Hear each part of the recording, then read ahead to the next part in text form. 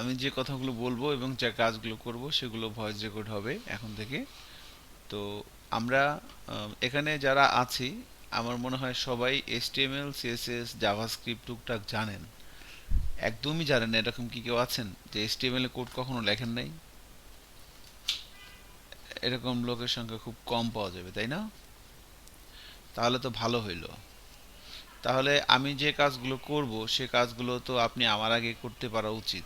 তো চলেন আমরা, আমি জানি আপনারা এগুলো সবাই হয়তো HTML কোড পারেন, বাট তারপরও একদম ভেরি বেসিক থেকে শুরু করব। একদম ভেরি বেসিক থেকে আমার একটা ব্যাপার, মানে মানে আমি যেটা মানে করি আর কি, সেটা হচ্ছে যে শুধু HTML দিয়ে আমরা একটা ওয়েবসাইট বানাই প্রথমে। তারপরে আমরা CSS প্র্যাকটিস শুরু করি, দেন HTML এবং CSS দিয়ে আমরা একটা ওয়েবসাইট বানাবো। ঠিক আছে? তো আমাদের তো বেসিক্যালি আমরা যদি এভাবে আমি একটু ইয়ে করি, তো হচ্ছে এইখানে, এইখানে এইটা মনে হয়, হ্যাঁ। তো লাস্ট ক্লাসে বলেছিলাম এভাবে যে আমাদেরটা হচ্ছে যে আমরা web and Android app batch 4। তো আমরা বেসিক্যালি প্রথমে ওয়েব পেজ ডিজাইন করব, তারপরে ওয়েব ডেভেলপমেন্ট করব, তারপরে একটা অ্যান্ড্রয়েড অ্যাপস বানাবো। এই তিনটা মডিউলে আমাদের কোর্স। তো আজকে থেকে আমাদের মডিউল 1 প্র্যাকটিস শুরু। তো ওয়েব পেজ ডিজাইন, এটা দিয়ে আমাদের মেনলি কাজ শুরু হচ্ছে আজকে থেকে। তো বেসিক্যালি ওয়েব পেজ ডিজাইন আমরা এখন থেকে শুরু করব। তো কে আসলো? সুধাংশর, আচ্ছা, সুধাংশু আসছে, ওকে ফাইন। ওয়াও, সুধাংশুর হাসিটা জোৎস্না দেখেন তো সবাই। হ্যাঁ, ইস, আমার থেকে গগজ দিছেন চোখে, ঘটনা কি? আপনার গগজ দিয়েছে চোখে সুশাংশু, ব্যাপারটা ভালোই লাগতেছে। তো কথা কি শুনতে পাচ্ছেন? ওর মাইক্রোফোন আবারও গেছে। না, মাইক্রোফোন প্রবলেম ছিল মেহেদি। মেহেদি কই? মেহেদি হাসান আছেন? মনে হয় তাহার মাইক্রোফোন আজকে প্রবলেম। ও জরিমানার ভয়ে মাইক্রোফোন নিয়েছে। যাক, না সমস্যা নাই, ঠিক আছে। ওকে। সুধাংশের মাইক্রোফোনটা এখনো ঠিক হয় নাই মনে হয়। আচ্ছা, এনিওয়ে সমস্যা নাই। তো আমি যেটা বলতে চাচ্ছি সেটা হচ্ছে যে আমরা এখন কোড করব। তো কোড করার আগে আমরা কয়েকটা প্রিলিমিনারি কথাবার্তা বলে নিই। সেটা হচ্ছে যে আমরা প্রথমে ওয়েব পেজ ডিজাইন কিভাবে করতে হয় সে বিষয়গুলো আমরা কাজ করব এখন। তো আপনারা সবাই কম বেশি জানেন কিভাবে পেজ ডিজাইন করে। তো তারপরও আমি একদম স্ক্র্যাচ থেকে শুরু করব। তো আহ, যেহেতু আপনারা জানেন, তো আমি দ্রুত দৌড়াইতে পারবো, এই জন্য বেশি সময় লাগবে না। বাট আমি চাচ্ছি যে যে কাজগুলো আমি করব আমার সাথে আর একবার করে সবারই কাজগুলো করতে হবে। আপনি যেহেতু জানেন, সো অবশ্যই আপনি তাড়াতাড়ি করতে পারবেন। যদি তাড়াতাড়ি করতে না পারেন তাহলে কিন্তু আপনার মধ্যে কিন্তু ঘাটতি আছে, সো ওইটা কাভার আপ করে নিতে হবে এখনই। আচ্ছা, তো ওয়েব পেজ ডিজাইন যে ব্যাপারটা এখানে বলা হচ্ছে, তো আমি যদি প্রথমে বলি যে আসলে ওয়েব পেজ ডিজাইন জিনিসটা আসলে কি, তো ফার্স্টে আসে ওয়েব। তো ওয়েব সম্পর্কে আমাদেরই সবার ধারণা আছে, যারা বিশেষ করে আগে আমরা কাজ করছি একসাথে। তো ওয়েব সম্পর্কে আমি বলেছি বা আপনারাও টুকটাক গুগলিং করে বা আপনার কমন সেন্স থেকে আপনি জানেন যে ওয়েব হচ্ছে বেসিক্যালি একটা সিস্টেম যেখানে অনেকগুলো ডকুমেন্ট থাকে। একটা ডকুমেন্ট আরেকটা ডকুমেন্টের সাথে কানেক্টেড থাকে, যে কেউ চাইলে ডকুমেন্টগুলো মানে পড়তে পারে থ্রু ইন্টারনেট, তাই না? এই এই সিস্টেমটা হচ্ছে কি ওয়েব। তো ওয়েবের ভিতরে ডকুমেন্টগুলো রাখা হয় ওয়েবসাইট আকারে। এই যে আমরা যে বলি যে অ্যাকচুয়ালি ওয়েব ডিজাইন, বেসিক্যালি এখানে ওয়েব পেজ ডিজাইনটা পরে লেখা হয়েছে। তো আমাদের মেন কাজ হচ্ছে ওয়েব ডিজাইন, এরপরে ওয়েব ডেভেলপমেন্ট, এরপরে Android app development. So web design যে ব্যাপারটা এখানে বলা আছে, এটা আসলে ঠিক না, কারণ ওয়েব মানে ওয়েব তো একটা সিস্টেম, আমরা তো সিস্টেম ডিজাইন করব না। ওয়েব হচ্ছে একটা সিস্টেম যেখানে অনেকগুলো ডকুমেন্ট থাকবে। মানে আপনাকে যদি কেউ জিজ্ঞেস করে যে হোয়াট ইজ ওয়েব, ওয়েব জিনিসটা কি, আপনি যেন তাকে 4-5টা কথা বলতে পারেন। তা আপনি যে কথাগুলো বলেন সেগুলো তো বলবেনই, এর সাথে আমার এগুলো বলতে পারেন যে ওয়েব একটা সিস্টেম বেসিক্যালি, যেখানে অনেকগুলো ডকুমেন্ট থাকবে, একটা ডকুমেন্ট আর একটা ডকুমেন্টের সাথে কানেক্টেড থাকে, যে কেউ চাইলে ডকুমেন্টগুলো পড়তে পারে থ্রু ইন্টারনেট, ওইরকম একটা সিস্টেমকে বলা হচ্ছে ওয়েব। এই ওয়েবের কনসেপ্টটা নিয়ে আসেন স্যার টিম বার্নার্লি, উনি একজন আমেরিকান সায়েন্টিস্ট। উনি এই ওয়েবের কনসেপ্টটা নিয়ে আসেন প্রথম। তো বেসিক্যালি এই এই মানে ওয়েবের কনসেপ্টটা আসার মেন কারণটা হচ্ছে যে ইনফরমেশন শেয়ারিং। এই কারণে ওয়েবের কনসেপ্টটা আসে। যে ওই টিম বার্নার্লি উনি একজন আমেরিকান সায়েন্টিস্ট। তো ওনাদের ব্যাপারটা হচ্ছে যে ওনারা আপনার যে বিভিন্ন বিষয় নিয়ে গবেষণা করে, তো গবেষণা করার জন্য ছোট ছোট টিম আকারে ভাগ করা থাকতো তাদের।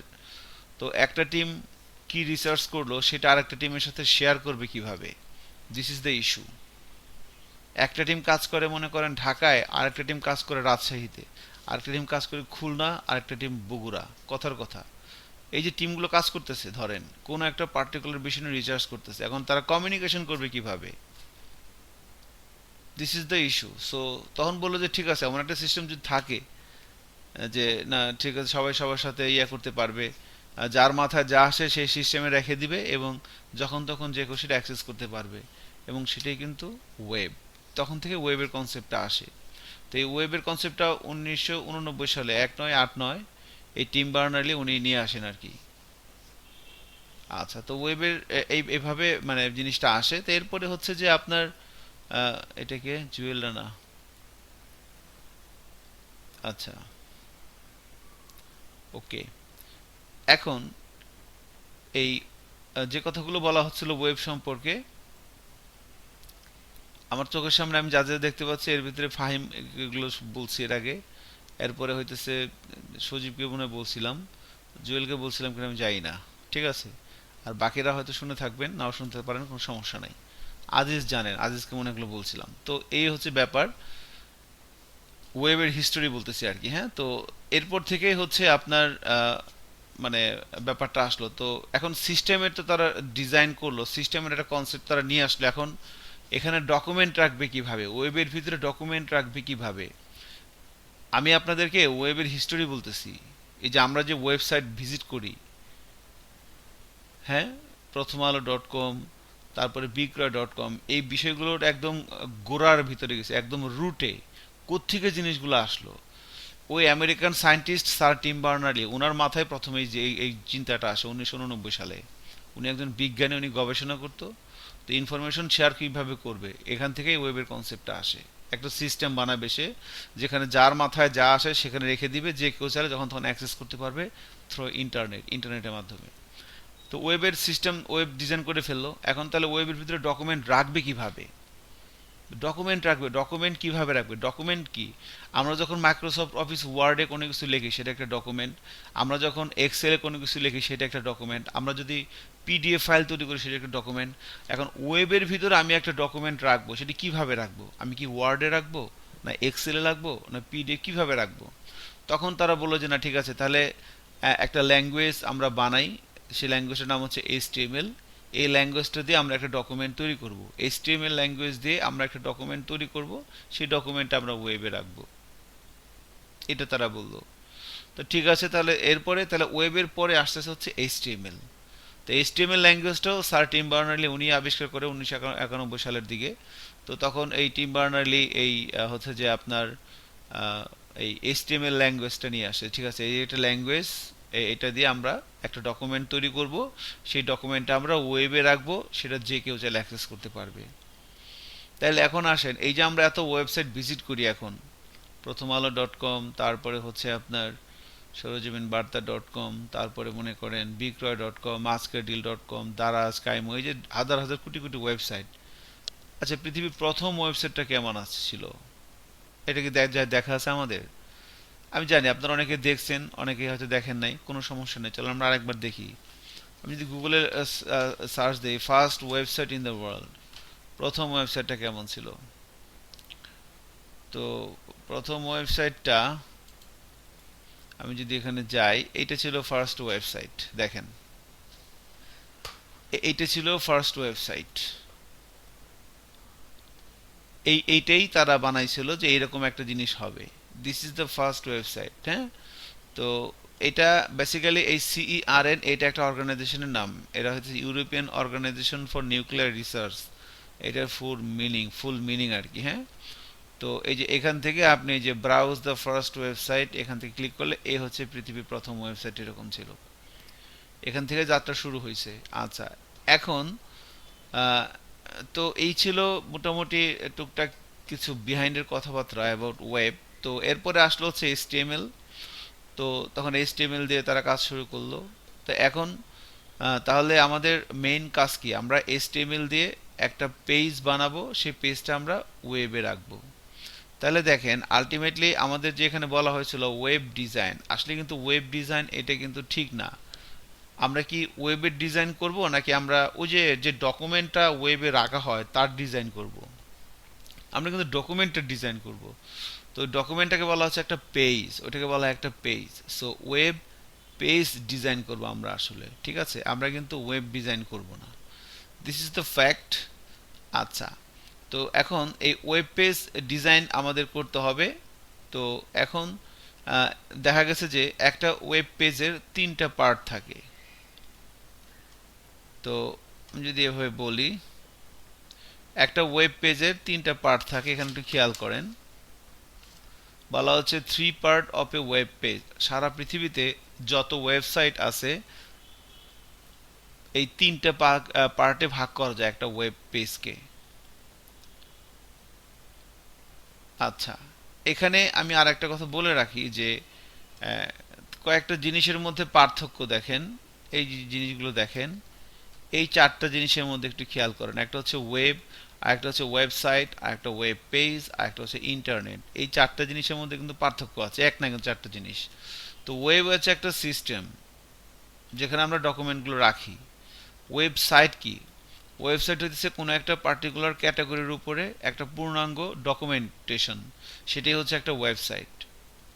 যেমন আমি যদি বিক্রয়.com ওয়েবসাইটে যাই, এটা কি? এটা একটা মানে এখানে কেনা বেচা বেচা কেনা সম্পর্কে একটা ইনফরমেশন পাওয়া যায়, দিস ইজ ওয়েবসাইট। আমি যদি প্রথম আলোতে যাই, এটাও একটা ওয়েবসাইট, এটা হচ্ছে নিউজের ওয়েবসাইট। সো ওয়েবসাইটের ভিতরে অনেকগুলো ওয়েব পেজ থাকতে পারে। ওয়েব পেজ কি? ওয়েব পেজ হচ্ছে, আবার এখানে একটা ওয়েবসাইটে বলে রাখে যে একটা ওয়েবসাইটের ভিতরে অনেকগুলো ওয়েব পেজ থাকে। আবার আমরা এটাও জানি যে সিঙ্গেল পেজেরও ওয়েবসাইট হয়, মানে এক পেজেরও ওয়েবসাইট হয়ে থাকে, বাট সেটা খুবই কম। 100টার ভিতরে 5টা এক পেজের ওয়েবসাইট হয়, বাকি 95টাই মাল্টিপুল পেজের ওয়েবসাইট হয়। ওয়েব পেজ হচ্ছে কি? ওয়েব পেজ হইতেছে আপনার কোনো একটা পার্টিকুলার বিষয়ের উপরে, একটা নির্দিষ্ট বিষয়ের উপরে ডকুমেন্টেশন, সেটা হচ্ছে ওয়েব পেজ। তাহলে ওয়েব পেজ এবং ওয়েবসাইটের মধ্যে কিন্তু একটা পার্থক্য আছে। ওয়েবসাইট হচ্ছে একটা নির্দিষ্ট ক্যাটাগরির উপরে কমপ্লিট ডকুমেন্টেশন, সেটা হচ্ছে ওয়েবসাইট। আর ওয়েব পেজ হইতেছে ক্যাটাগরি না, একটা নির্দিষ্ট টপিকসের উপরে complete documentation, that is web page. তো অনেকগুলো ওয়েব পেজ মিলে একটা ওয়েবসাইট হয়। ইন্টারনেট, ইন্টারনেট আমরা জানি এটা হচ্ছে নেটওয়ার্কের নেটওয়ার্ক। অনেকগুলো নেটওয়ার্ক কম্বাইন হয়ে বলা হচ্ছে ইন্টারনেট। সো আমরা যেমন বললাম ওয়েব আবিষ্কার করছে টিম বার্নার্লি কত সালে? 1989 সালে। এখন ওয়েবসাইট, ইন্টারনেটটা কে আবিষ্কার করছে? ইন্টারনেট সম্পর্কে আমরা জানি কম বেশি সবাই। ইন্টারনেট কিন্তু কোনো একক ব্যক্তি আবিষ্কার করে নাই এবং হুট করে এটা আসে নাই। ইন্টারনেট হচ্ছে একটা মানে প্রচেষ্টার ফল। ধারাবাহিকভাবে একটা জিনিস আপডেট হইতে হইতে, মানে একটা জিনিস সেটা আপডেট হইতে হইতে হইতে হইতে একটা সময় তার নাম হয়েছে ইন্টারনেট। হুট করে ইন্টারনেট হয় না। যেমন ওয়েব, যেমন কোনো আপডেট হইতে হইতে নাম ওয়েব হয় নাই, ধপ করে হয়েছে এটা একটা ওয়েব। ঠিক আছে, ওয়েবসাইটও সেম, এটা একটা ওয়েবসাইট। ওয়েব পেজও সেম, বাট ইন্টারনেট হঠাৎ করে আসে না। এটা একদম সেই প্রথম বিশ্বযুদ্ধের সময় থেকে শুরু করে এটা ব্যবহার ছিল। তারপর থেকে ধীরে ধীরে ধীরে ধীরে 1993 সালের দিকে মনে হয় এটার নাম হচ্ছে ইন্টারনেট। তার আগে এটাকে ইন্টারনেট বলা হতো না, বিভিন্ন নাম ছিল। ফার্স্ট নাম ছিল সম্ভবত প্যাকেট নেটওয়ার্কিং। এবং ইন্টারনেট আবিষ্কার করে কিন্তু আমেরিকানরা।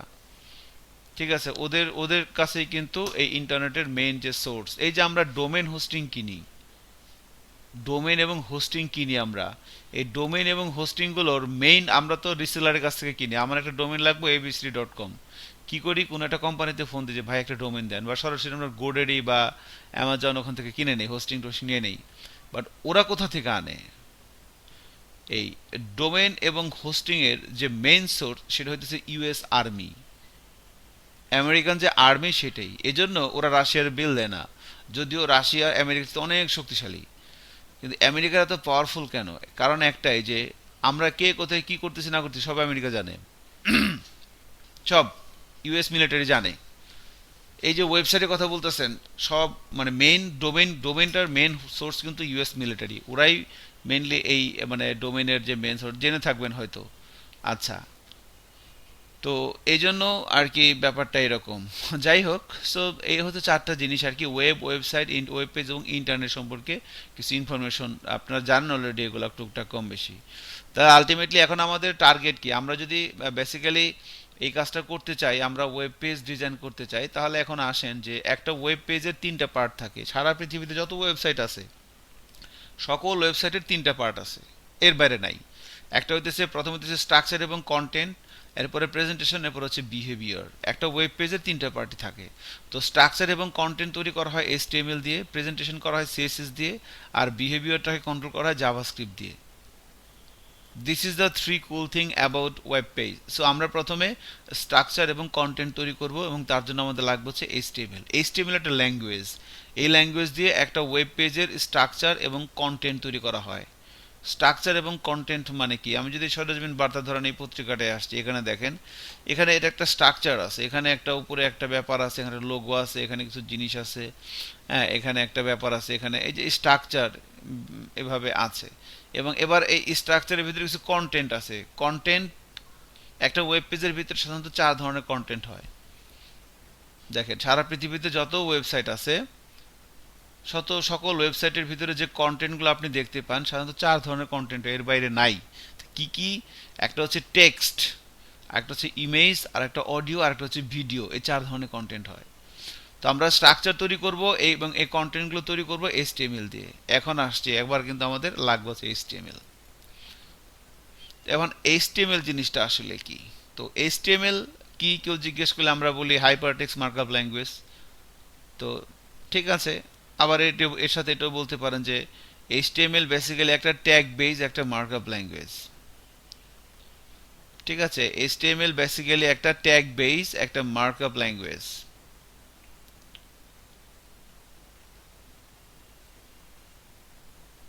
তো এইচটিএমএল বেসিক্যালি একটা ট্যাগ বেস একটা মার্কআপ ল্যাঙ্গুয়েজ।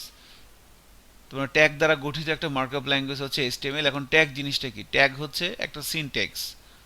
ট্যাগ হচ্ছে বেসিক্যালি একটা সিনট্যাক্স, যার কাজ হচ্ছে কন্টেন্ট শো করানো এবং কিভাবে শো হবে সেটা ডিফাইন করা। That is called tag. তো ট্যাগ লেখার বেসিক সিনট্যাক্স কি?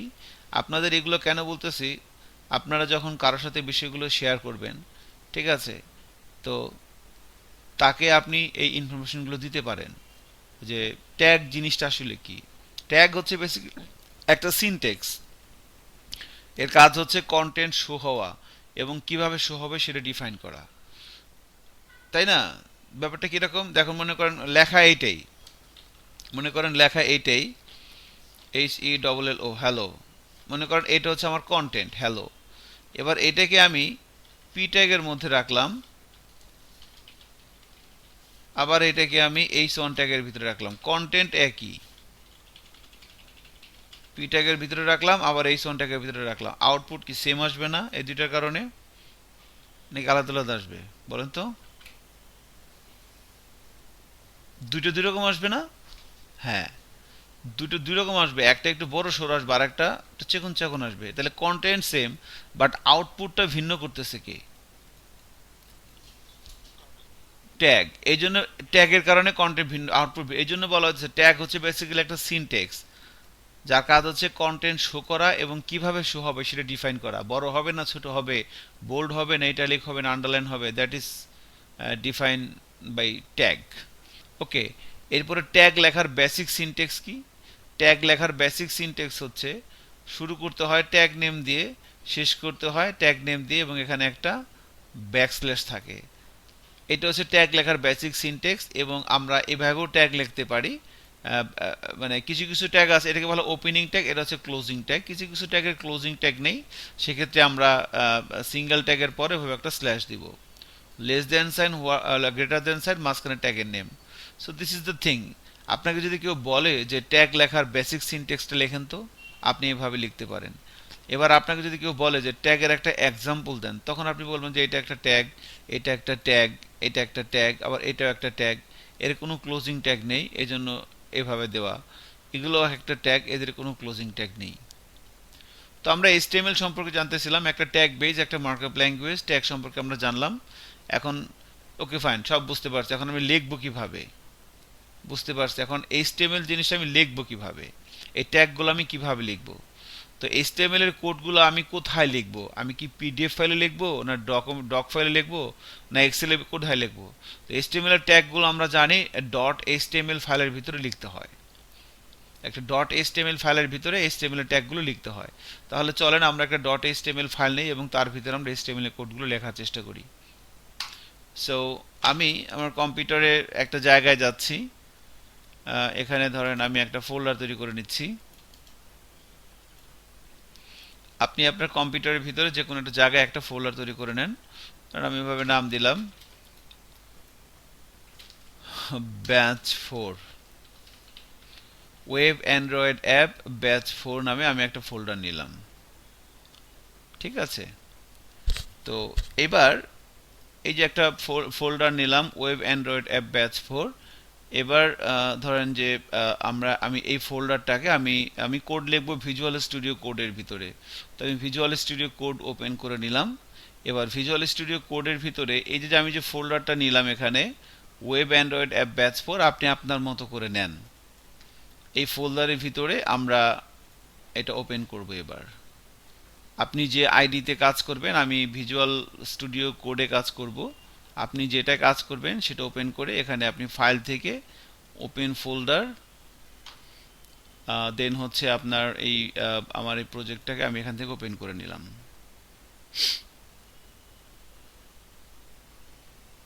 আচ্ছা, ওপেন করে নেওয়ার পর এবার আমি এখানে প্রথমে একটা ফোল্ডার তৈরি করব। একটা ফোল্ডার তৈরি করে নিলাম, ধরেন এর নাম দিলাম day1। এবার এই ফোল্ডারের ভিতরে আমি ধরেন একটা ফাইল তৈরি করব, এর নাম দিলাম index.html। সো একটা HTML ফাইল নিলাম।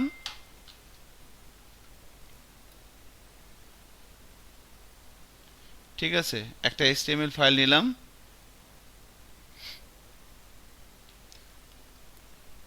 এবার HTML ফাইলের ভিতরে আমরা একটু কোড লিখব।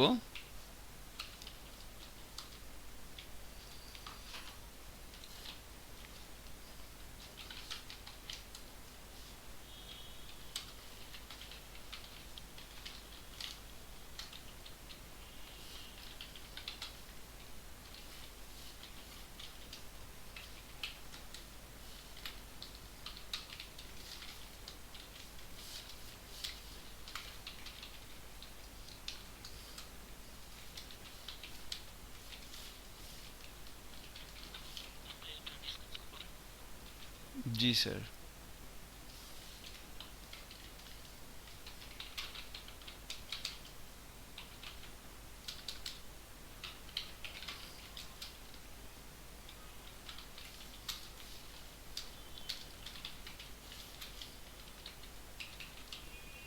তো এটা একটু লেখার চেষ্টা করি। হ্যাঁ, আমরা সবাই।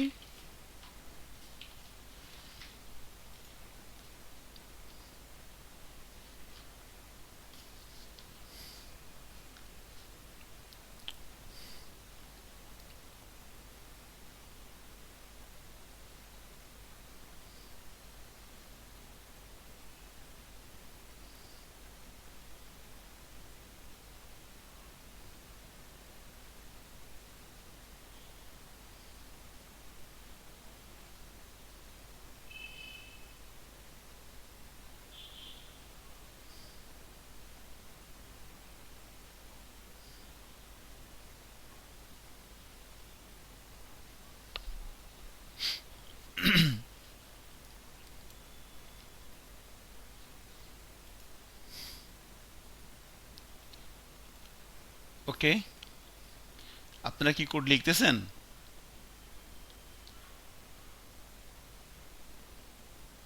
আচ্ছা, আমি জানি এটা একদম বেসিক, বাট ডোন্ট আন্ডারস্টিমেট ইট, এটা লেখেন একটু। ঠিক আছে। তো এটা লেখা হয়ে গেলে আমাকে বলতে হবে যে আমার লেখা শেষ, আমি আপনার জন্য ওয়েট করতেছি কিন্তু। আচ্ছা, থ্যাংক ইউ। আচ্ছা, না একটু মানে বললে ভালো হয়, আপনি একটু লিখতে পারলে ভালো হতো আর কি। আমি তো মনে করেন যে যদি বলে যাই তাহলে তো কোনো সমস্যা নেই, বলে যেতেই পারি, ভালো হয়। বাট ওই যে গতকালকে বলছিলাম যে আপনি একটু সাথে সাথে কাজ করলে সেটা আর কি ভালো হবে, কারণ এই ব্যাপারগুলো তো আপনি জানেনই। সো এই জন্য আপনি অনেক আমার চেয়ে আরো আগে করতে পারবেন। আচ্ছা, থ্যাংক ইউ। সো আমরা একটা এইচটিএমএল ফাইল নিলাম এবং এইচটিএমএল ফাইলের ভিতরে আমরা এরকম একটা স্ট্রাকচার তৈরি করলাম। তো এটা হইতেছে এইচটিএমএল এর ডিফল্ট স্ট্রাকচার। আমরা যে ওয়েব পেজটা তৈরি করব এটা হচ্ছে তার ডিফল্ট স্ট্রাকচার।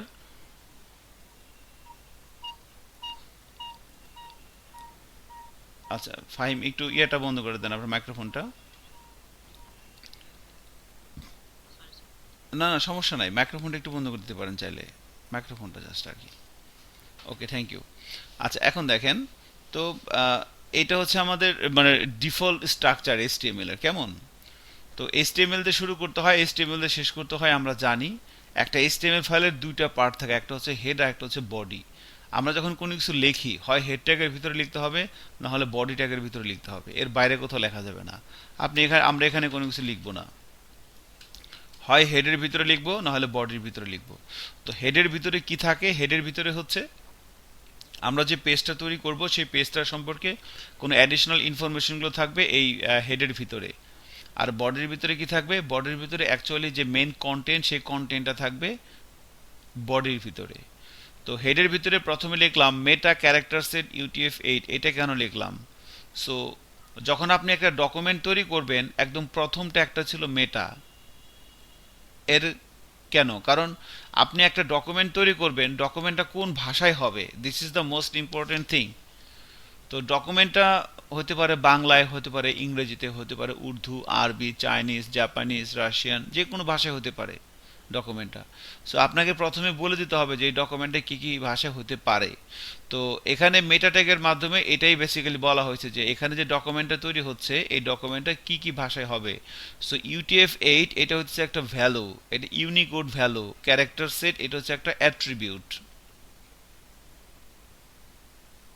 তো এই মেটা ট্যাগের ভিতরে এই ক্যারেক্টার সেট এটা হচ্ছে একটা অ্যাট্রিবিউট, এবং এর ভ্যালু যখন UTF-8 দেওয়া হচ্ছে, এটার মানে হচ্ছে কি? এটার মানে হচ্ছে যে আমরা যে ডকুমেন্টটা তৈরি করতেছি, যে পেজটা আমরা তৈরি করা হচ্ছে এখানে, এই পেজটার ভিতরে যে কোনো ধরনের ল্যাঙ্গুয়েজ আমরা ইউজ করতে পারবো। বাংলা মানে পৃথিবীতে যত ল্যাঙ্গুয়েজ আছে সব ল্যাঙ্গুয়েজ ইউজ করা যাবে এখানে। ওকে, আমরা যদি এই ল্যাঙ্গুয়েজটা এখানে না দেই তাহলে এই পেজের ভিতরে শুধুমাত্র বাই ডিফল্ট ইংরেজিতে ডকুমেন্ট করা যাবে। ইংরেজি ছাড়া আমরা যদি অন্য কোনো ভাষা ইউজ করি তাহলে সেটা হবে না। বাট এটা পুরোপুরি সত্য না। কারণ হচ্ছে যে আমরা একটা এইচটিএমএল এর পেজ, এখানে এইচটিএমএল ফাইল তৈরি করলাম, এখানে কিছু কোড লিখলাম, এবার এটা আমরা রান করব কোথায়? ব্রাউজারে।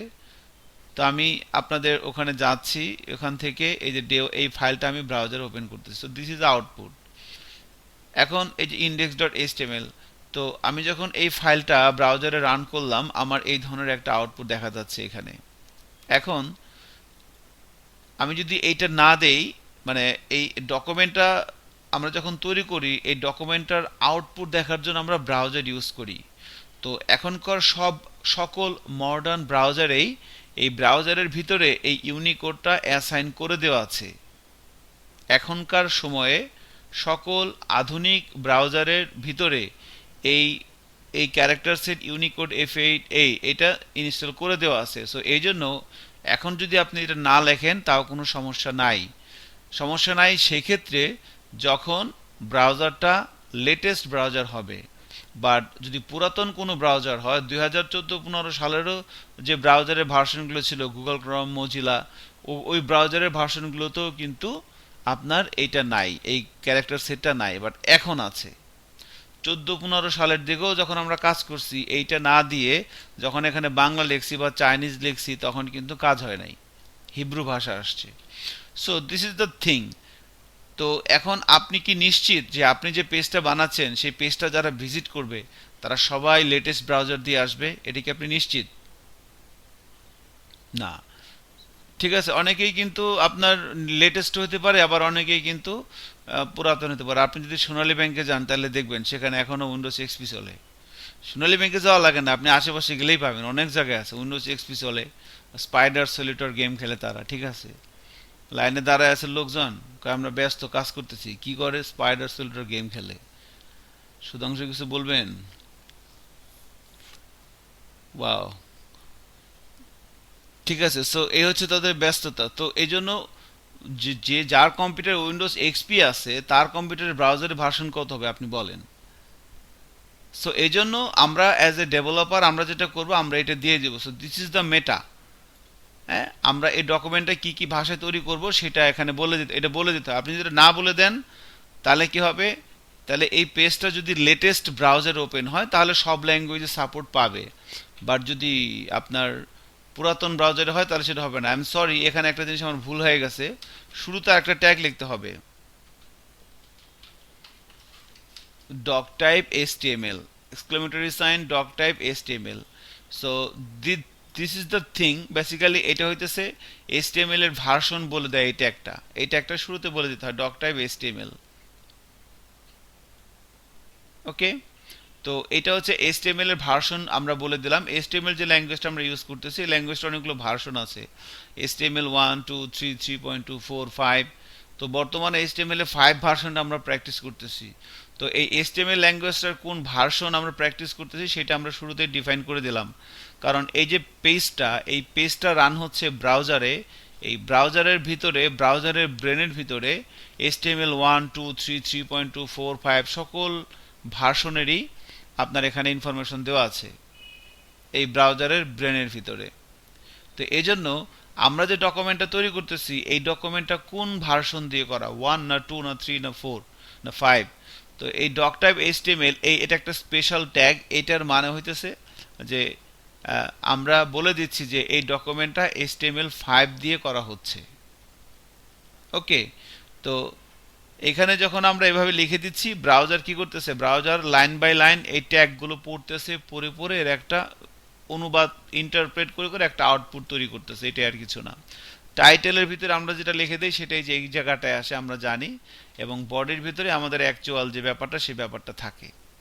ঠিক আছে, বডির ভিতরে আমাদের অ্যাকচুয়াল যে ব্যাপারটা সেই ব্যাপারটা থাকে।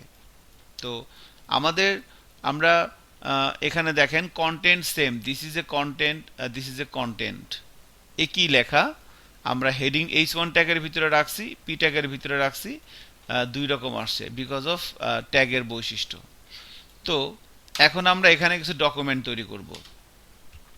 তো ব্যাপারটা হচ্ছে যে HTML এর যতগুলো ট্যাগ আছে তার ভিতরে HTML এখন পর্যন্ত কম বেশি কত 118 20 22 এরকম ট্যাগগুলোর মতো আছে, মানে 120টা বা 22টা এরকম ট্যাগের মতো আছে HTML5 এ। তো এর ভিতরে আমাদের ডেভেলপারদের যে বিষয়গুলো সবচেয়ে বেশি লাগে তার মধ্যে অন্যতম হচ্ছে টেবিল। আমাদের টেবিলটা একটা খুবই ইম্পর্টেন্ট একটা ট্যাগ।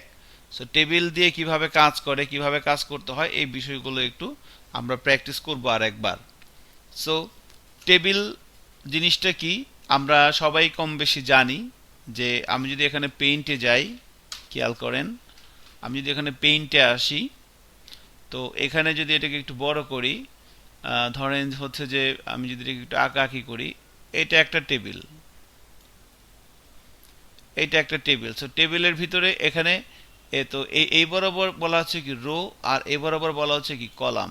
তাহলে এটা যদি একটা টেবিল হয় এখানে একটা রো একটা কলাম আছে। আবার যদি এরকম হয়, এরকম হয়, তাহলে কি হচ্ছে এখানে রো কয়টা কলাম কয়টা বলেন তো? এখানে একটা রো বাট কলাম কয়টা? দুইটা, দুইটা কলাম। আবার যদি এরকম হয়, যদি এরকম হয়, এরকম হয়, তাহলে এখানে কি হচ্ছে, এখানে টেবিলের রো কয়টা কলাম কয়টা? রো হচ্ছে দুইটা, প্রথম রোতে কলাম হচ্ছে একটা দুইটা তিনটা, দ্বিতীয় রোতেও কলাম একটা দুইটা তিনটা। আবার যদি এরকম হয়, আবার যদি এরকম হয়, এরকম করে দিলাম ধরেন এরকম, এখন কি অবস্থা বলেন? বা আমি যদি এই দুইটা বাদ দিই এরকম এখন করলাম, এখন কি অবস্থা? এখন এই যে টেবিলটা, এই টেবিলটার ভিতরে রো কয়টা?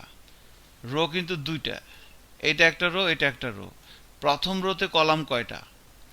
দুইটা, এটা একটা কলাম এটা একটা কলাম। আর দ্বিতীয় রোতে কয়টা কলাম? একটা।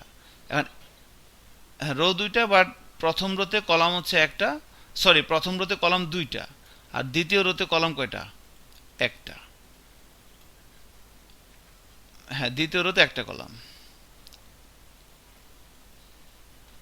ঠিক আছে কি? আমি যতটুকুন জানি আপনারা সবাই এই বিষয়গুলো জানেন, এর জন্য আমি কিন্তু ব্রেক দিচ্ছি না। আমি কি ব্রেক দিব?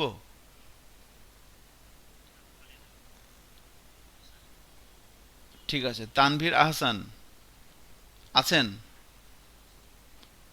তানভীর, আপনার কথা শুনতে পাচ্ছি না। ওকে, থ্যাংক ইউ। আপনি কি লিখতেছেন কিছু না দেখতেছেন? আচ্ছা, থ্যাংক ইউ ভেরি মাচ। ওকে, একটু রেসপন্স যদি করতে পারেন ভালো লাগবে, না করতে পারলে ভালো লাগবে, সমস্যা নাই। এখন আপনি, আমার কাছে একটা রিকোয়েস্ট থাকবে, আপনি আন্ডার এস্টিমেট করেন না এটাকে, যে দূর এ কি করতেছে এগুলা, টেবিল টেবিল। আমি বলতেছি জাস্ট কথার কথা আর কি, বাট বিকজ অফ নো, দেখেন, repetition of anything can help us to remember it. আপনি যত যে জিনিসটা পারেন যতবার রিপিটেশন করবেন আপনার ভিতরে কিন্তু কমন সেন্স তৈরি হবে একটা একটা করে নতুন। আমি আপনাকে একটা কথা বলি, যেটা আমার মনে হয় যে, সেটা হচ্ছে যে আপনি সামনে যখন আমরা প্রজেক্ট শুরু করব, আপনি প্রবলেমে পড়বেন শুধুমাত্র এইচটিএমএল নিয়ে আর সিএসএস নিয়ে, আর কোনো কিছু নিয়ে সমস্যা পড়বেন না। আর জাভাস্ক্রিপ্ট নিয়ে সমস্যা পড়বেন। আপনি পিএইচপি লারাভেল নিয়ে কোনো সমস্যা পড়বেন না। সমস্যা পড়বেন এইচটিএমএল এর, মানে যখন একটা টেমপ্লেট আপনি কাটাছাড়া করবেন, তখন কোথায় শুরু কোথায় শেষ, কোন ট্যাগের কাজ কি, কোথায়, এই নিয়ে গণ্ডগোলে পড়ে যাবেন। টেমপ্লেট কাস্টমাইজ করতে গেলে তখন মাথা গরম হয়ে যাবে। তো এই জন্য এইচটিএমএল কে আন্ডারএস্টিমেট করা যাবে না। এইচটিএমএল কিন্তু বস, যেটা আমি লাস্ট দিন বলছি, হ্যাঁ, যে আপনাকে সব কিছু দেওয়া হলো, শুধু এইচটিএমএল ইউজ করতে পারবেন না। আপনি একটা ওয়েবসাইট বানান, ঠিক আছে, আপনি সব কিছু ইউজ করতে পারবেন, শুধুমাত্র এইচটিএমএল ইউজ করতে পারবেন না। আপনি একটা ওয়েবসাইট বানায় দেবেন, আপনাকে 10 কোটি টাকা দেওয়া হবে। এইচটিএমএল ছাড়া সম্ভব না। আপনি রিয়াক্টে যান, ভিউতে থাকেন আর অ্যাঙ্গুলারে থাকেন, এইচটিএমএল লাগবেই। আবার আপনাকে কিচ্ছু দেওয়া হলো না, আপনি শুধু এইচটিএমএল দেওয়া হলো, আপনি একটা ওয়েবসাইট বানান। সম্ভব না? সম্ভব। দেখতে ভালো হবে না, বাট সম্ভব। তো আমরা এরকম একটা কুৎসিত ওয়েবসাইট বানানোর চেষ্টা করবো। আপনাদের ফার্স্ট অ্যাসাইনমেন্ট থাকবে এটাই, যে শুধুমাত্র এইচটিএমএল দিয়ে আপনারা একটা কমপ্লিট একটা ওয়েবসাইট বানাবেন, যেটা আমরা এখন করার চেষ্টা করব। সো আমি একটা, তাহলে আমরা এভাবে টেবিল ধরেই আমরা এখানে কাজ শুরু করি, কারণ অ্যাজ এ ডেভেলপার আপনার দুইটা জিনিস খুব বেশি লাগবে, একটা হচ্ছে ফর্ম আর একটা হচ্ছে টেবিল। আপনার এই জিনিসগুলোর উপরে ভালো দক্ষতা থাকা লাগবে। একটা ফর্ম কেমনি বানানো হচ্ছে, টেবিল কেমনি বানানো হচ্ছে। ওকে, তো আমরা তাহলে এখানে টেবিল দিয়ে শুরু করব। দেখেন, টেবিল বানানোর জন্য টেবিল দিয়ে শুরু করতে হয়, টেবিল দিয়ে শেষ করতে হয়। আমরা এরকম টেবিল বানাবো এখন। সো টেবিল দিয়ে শুরু করতে হয়, টেবিল দিয়ে শেষ করতে হয়। টেবিলটাকে ভাগ করা হয় হচ্ছে রো দিয়ে, আর রোটাকে ভাগ করা হয় কলাম দিয়ে। সো টেবিলটাকে প্রথমে ভাগ করা হয় রো দিয়ে, এরপরে রোটাকে ভাগ করা হয় কলাম দিয়ে। সো রোর জন্য একটা টেবিলের ভিতরে রো ক্রিয়েট করার জন্য টিআর দিয়ে শুরু করতে হয়, টিআর দিয়ে শেষ করতে হয়। এবার রোর ভিতরে আসবে কলাম, আর কলামের জন্য টিডি দিয়ে শুরু করতে হয়, টিডি দিয়ে শেষ করতে হয়। তো এই যে আমাদের এটা একটা টেবিল, এখানে একটা রো একটা কলাম। তো এটাও সেম টেবিল, যেখানে একটা রো একটা কলাম হয়েছে। আমি যদি ব্রাউজারে যাই এবং রিলোড দেই, দেখেন আউটপুট নাথিং, বিকজ আমরা জানি বাই ডিফল্ট টেবিলের কোনো এক্সিস্টেন্স নাই। তো টেবিলের ভিতরে কিছু অ্যাট্রিবিউট অ্যাড করতে হবে। প্রথম অ্যাট্রিবিউট হচ্ছে বর্ডার। তো বর্ডার দিয়ে দিলাম ধরেন এখানে 1।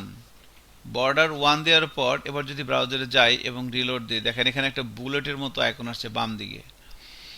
এবার আমি একটা ওয়াইড দিয়ে দিই, টেবিলের ওয়াইড দিয়ে দিলাম ধরেন 300।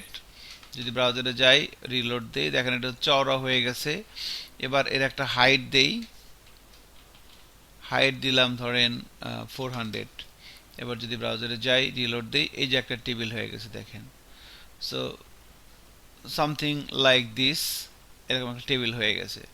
সো এখন আমরা তো এভাবে একটা টেবিল তৈরি করতে পারি। এখন যদি বলি এইভাবে করবে, একটা টেবিলের ভিতরে রো থাকবে একটা, বাট কলাম আসবে দুইটা। রো থাকবে একটা, বাট কলাম আসবে দুইটা। তাহলে সেক্ষেত্রে আমরা কি করব? এই যে টেবিলের ভিতরে রো একটা, এটার ভিতরে একটা কলাম আছে, আর একটা কলামের জন্য কি করতে হবে? আর একটা টিয়ার নিতে হবে, টিডি নিতে হবে। জি,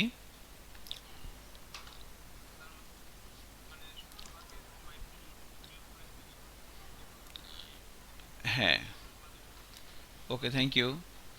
তো এই হচ্ছে ব্যাপার। তাহলে এখানে দেখেন আমি দুইটা কলাম নিতে চাচ্ছি টেবিলের ভিতরে। সো টিআর দিয়ে শুরু করলাম, টিআর দিয়ে শেষ করলাম। তাহলে এখানে একটা কলাম এর জন্য এক টিডি দিয়ে শুরু করতে টিডি দিয়ে শেষ করতে দুইটা কলামের জন্য তাহলে কি করব, তাহলে আরেকটা টিডি দিয়ে দেবো রোর ভিতরে। এটাই আর কিছু না। এবার যদি ব্রাউজারে যাই এবং রিলোড দিই, দেখেন এখানে যে ইয়ে হয়, এটা হাইটটা বেশি হয়ে গেছে, হাইটটা ধরেন 200 দিয়ে দিলাম। এই যে একটা টেবিল, যেখানে হচ্ছে যে একটারও দুইটা কলাম। ঠিক আছে, তো এখন এইভাবে আমরা যদি আবার এইটা করতে চাই, ধরেন এইটা করতে চাচ্ছি, এইটা যে রো হবে দুইটা বাট কলাম হবে তিনটা। এটা একটা রো, দুইটা রো, প্রথম রো তো তিনটা কলাম, দ্বিতীয় রো তো তিনটা কলাম। তাহলে দুইটা রোর জন্য কি হবে, এই যে টেবিল, এটা একটা রো, আবার আরেকটা রোর জন্য কি করতে হবে, এই রো শেষ হওয়ার নিচে আবার আরেকটা টিয়ার দিয়ে শুরু, টিয়ার দিয়ে শেষ। তাহলে তিনটা রোর জন্য, তিনটা কলামের জন্য তিনটা টিডি দিতে হবে। সো প্রথম রোতেও তিনটা কলাম, দ্বিতীয় রোতেও তিনটা কলাম, তার মানে তিনটা টিডি। টিডি দিয়ে শুরু, একটা কলাম, দুইটা কলাম, তিনটা কলাম। এই তো টেবিল। এবার যদি ব্রাউজারে যাই এবং রিলোড দিয়ে দেখেন, একটা টেবিল, প্রথম রোতেও তিনটা কলাম, দ্বিতীয় রোতেও তিনটা কলাম। ঠিক আছে, এখন আমরা যদি এই টেবিলটা করতে চাই, এই টেবিলটা করতে চাই, তাহলে এখানে একটা টেবিল, দুইটা রো, এটা একটা রো, এটা একটা রো। সো প্রথম রোতে দুইটা কলাম, এটা একটা, দুইটা কলাম, দ্বিতীয় রোতে একটা কলাম। এটা কিভাবে করব, তাহলে এই যে টেবিল, একটা রো, দুইটা রো, প্রথম রোতে দুইটা কলাম, দুইটা কলাম মানে টিডি থাকবে দুইটা, দ্বিতীয় রোতে একটা কলাম মানে টিডি থাকবে একটা। এবার যদি ব্রাউজারে যাই এবং রিলোড দেই, দেখেন এই যে টেবিল, প্রথম রোতে দুইটা কলাম, দ্বিতীয় রোতেও একটা কলাম দিয়েছি আমরা, দ্বিতীয় রোতে এই যে একটা কলাম দিয়েছি। বাট এটা দেখে কি মনে হচ্ছে, এটা দেখে মনে হচ্ছে সে দুইটা কলাম চাচ্ছে মনে মনে। এটা একটা কলাম, এখানে একটা জায়গা সে ফাঁকা রাখছে। তো এটা হচ্ছে টেবিলের একটা বৈশিষ্ট্য। আমরা জানি যে যে রোতে সবচেয়ে বেশি সংখ্যক কলাম থাকবে, সকল রোতে সে একই সংখ্যক কলাম মনে মনে আশা করে। টেবিলের একটা বৈশিষ্ট্য যে একটা টেবিলের ভিতরে যতগুলো রো থাকবে, দুইটা থাকুক আর 200 থাকুক, সকল রোতে সে একই সংখ্যক কলাম মনে মনে আশা করে। মানে যখন একটা টেবিল হইতেছে, সে মনে করে আমার যতগুলো রো আছে সবগুলো রোতে একই সংখ্যক কলাম থাকবে। যদি ম্যাক্সিমাম কলাম দুইটা হয় তাহলে সবগুলো রোতে দুইটা করে কলাম থাকবে। যদি ম্যাক্সিমাম কলাম 5টা হয় তাহলে সবগুলো রোতেই 5টা কলাম থাকবে। এটাই। বাট আমার যদি চাই যে না, আমার প্রথম রোতে দুইটা কলাম, দ্বিতীয় রোতে একটা কলামই থাকবে, তাহলে আমরা দুইটা, এইটা কলাম, এই দুইটা কলামকে মার্জ করে একটা কলাম তৈরি করতে পারি। আর তার জন্য আমাদের লাগে হচ্ছে কল স্প্যান। তো এই জন্য আমরা যদি এখানে যাই, এই যে এখানে যদি আমরা একটা অ্যাট্রিবিউট ইউজ করি কল স্প্যান, এবং ভ্যালু যদি দিই দুই, দুই কেন দিলাম, কারণ আমি দুইটা কলামকে মার্জ করব। এই কলাম, দুইটা কলামকে মার্জ করে একটা করবে, এই জন্য কল স্প্যান 2। এবার যদি ব্রাউজারে যাই এবং রিলোড দেই, দেখেন এখানে কিন্তু এভাবে হয়ে গেছে। এটা একটা ব্যাপার। সো এই হচ্ছে আমাদের, এভাবে আমরা টেবিলগুলো তৈরি করতে পারি। এখন ধরেন আমরা যদি এরকম করতে চাই যে আমরা এরকম একটা টেবিল তৈরি করব, যদি এখানে যাই,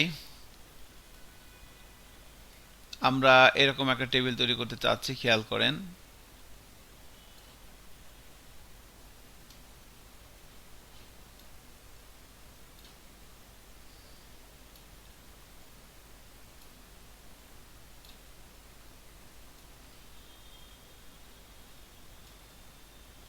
আমরা এরকম একটা টেবিল তৈরি করতে চাচ্ছি ধরেন। তো আমরা যখন এরকম একটা টেবিল তৈরি করব, তাহলে এই যে একটা টেবিল হয়, এই টেবিলের ভিতরে রো আছে কয়টা, কয়টা রো আছে বলেন তো? একটা, দুইটা, তিনটা, চারটা রো। তো প্রথম রোতে কলাম হচ্ছে দুইটা, দ্বিতীয় রোতে কলাম কয়টা, একটা, একটা, হ্যাঁ। তৃতীয় রোতে কলাম কয়টা, দুইটা। আবার চতুর্থ রোতে কলাম কয়টা, একটা। তাহলে এরকম একটা টেবিল আমরা সবাই বানাই, চলেন এই টেবিলটা সবাই বানান। এটার হাইট ওয়াইড দিবেন, টেবিলের মানে টোটাল যে ওয়াইড, সে টোটাল ওয়াইড দিতে হবে 980, বা আপনি 1000 দেন। টোটাল ওয়াইড দিবেন 1000, আর হচ্ছে হাইটটা, এই হাইটটা আমরা ধরেন যে এভাবে, তো হাইটটা আমরা টেবিলের ভিতরে দিয়ে দিতাম হাইট। হ্যাঁ, হাইটটা আমরা টেবিলের ভিতরে দিব না, হাইটটা আমরা দিব টিএইসির ভিতরে, টিডির ভিতরে আমরা হাইট দিব আর কি। সো মেইন টেবিলের ভিতরে দেখেন, এখানে একটা বিষয় বলে রাখা দরকার যে টেবিলের ভিতরে যখন আমি হাইট দিচ্ছি, ধরেন হাইট দিলাম 200, আমি ব্রাউজারে যাচ্ছি, দেখেন এখানে হাইটটা দিলে তখন প্রত্যেকটা রো ইকুয়ালি হাইট নিয়ে নেয়। ধরেন আমার এখানে আরেকটা রো আছে, আমি এখানে আরেকটা রো দিলাম এভাবে। এই টেবিলের ভিতরে তিনটা রো, একটা রো, দুইটা রো, তিনটা রো। যদি রিলোড দেই 3টা রো আসছে। এখন দেখেন এই যে হাইট যে 100, এর সরে হাইট যে 200, এই 200 হাইট 3টা রো কিভাবে পাইছে বলেন তো? এখানে ইকুয়ালি পাইছে না, সমান সমান পাইছে কি 200 টাকা। এজন্য হাইটটা মেইন টেবিলে দিতে হয় না, কারণ আমার এক এক রোর হাইট এক এক রকম হবে। সো প্রথম রোতে ধরেন আমি এখানে হাইট দিলাম 200, আমি দ্বিতীয় রোতে হাইট দিতে পারি কত? 20 দিতেই পারি। এবার যদি ব্রাউজারে যায় দেখেন যে প্রথম রোতে হাইট পাইছে 200, দ্বিতীয় রোতে হাইট 20, তৃতীয় রোতে কোনো হাইট পাই নাই, তৃতীয় রোতে ধরেন একটা হাইট দিয়ে দিলাম, ধরেন এখানে দিয়ে দিলাম 600। মানে আমরা আমাদের ইচ্ছে মতো হাইটগুলো দিতে পারি আর কি। সো 200, এটা হচ্ছে 20, এটা হচ্ছে 600, হাইট দিয়ে দিলাম। এখন এখানে একটা মজার জিনিস খেয়াল করেন, প্রথম রোতে কলাম আছে দুইটা, একটা কলাম দুইটা কলাম। তো যে দুইটা কলাম আছে প্রথম রোতে, প্রথম কলামে হাইট দেওয়া হয়েছে 200, দ্বিতীয় কলামের কোনো হাইট দিছি? দেই নেই কিন্তু। বা টেবিলের ভিতরে দেখেন প্রথমটারও হাইট 200, পরেরটারও হাইট 200। এটা হচ্ছে টেবিলের আরেকটা বৈশিষ্ট্য। একটা টেবিলের ভিতরে যতগুলো কলাম থাকুক না কেন, একটা রোর ভিতরে, একটা টেবিলের ভিতরে যে রো থাকে, সে রোর ভিতরে যতগুলো কলাম থাকুক না কেন, একটার ভিতরে হাইট দিলে বাকি সবগুলো কি হবে? সেম হাইট পেয়ে যাবে। খেয়াল করছেন যে থার্ড রোতে দেখেন, থার্ড রোতে এখানে হাইট দেওয়া আছে 600, প্রথম টিডিতে আমরা হাইট দিছি, পরের টিডিতে কিন্তু আমরা কোনো হাইট দিই নাই, বাট এটাও 600, এটাও 600। তো this is the thing actually. তাহলে আমরা যেটা বানাবো এখন, এইটার হাইট দিবেন হচ্ছে 200, এইটার হাইট দিবেন 50, এইটার হাইট দিবেন 600, এটার হাইট দিবেন 40 নিচেরটার। এইভাবে আমরা একটা বানাই ফেলি টেবিল, চলেন। সো টেবিল দিয়ে শুরু করলাম, টেবিল দিয়ে শেষ করলাম। টেবিলের প্রথম রোতে দুইটা কলাম থাকবে, ওকে, দুইটা কলাম দিয়ে দিলাম। দ্বিতীয় রোতে একটা কলাম থাকবে, একটা কলাম দিয়ে দিলাম। প্রথম রোতে দুইটা কলাম, দ্বিতীয় রোতে একটা কলাম, তৃতীয় রোতে দুইটা কলাম, আবার চতুর্থ রোতে একটা কলাম, চতুর্থ রোতে আবার একটা কলাম দিয়ে দিলাম। টেবিল প্রথম একটা রো, 2 নম্বর রো, 3 নম্বর রো, 4 নম্বর রো। প্রথম রোতে দুইটা কলাম, দ্বিতীয় রোতে একটা কলাম, তৃতীয় রোতে দুইটা কলাম, আবার চতুর্থ রোতে একটা কলাম। সো এটার হাইট দিয়ে দিই 50, এটার হাইট দিয়ে দিই 40। আর মেন টেবিলের ওয়াইড দিয়ে দিচ্ছি ধরেন 1200, 1000 বলছিলাম, 1200 দিয়ে দেন।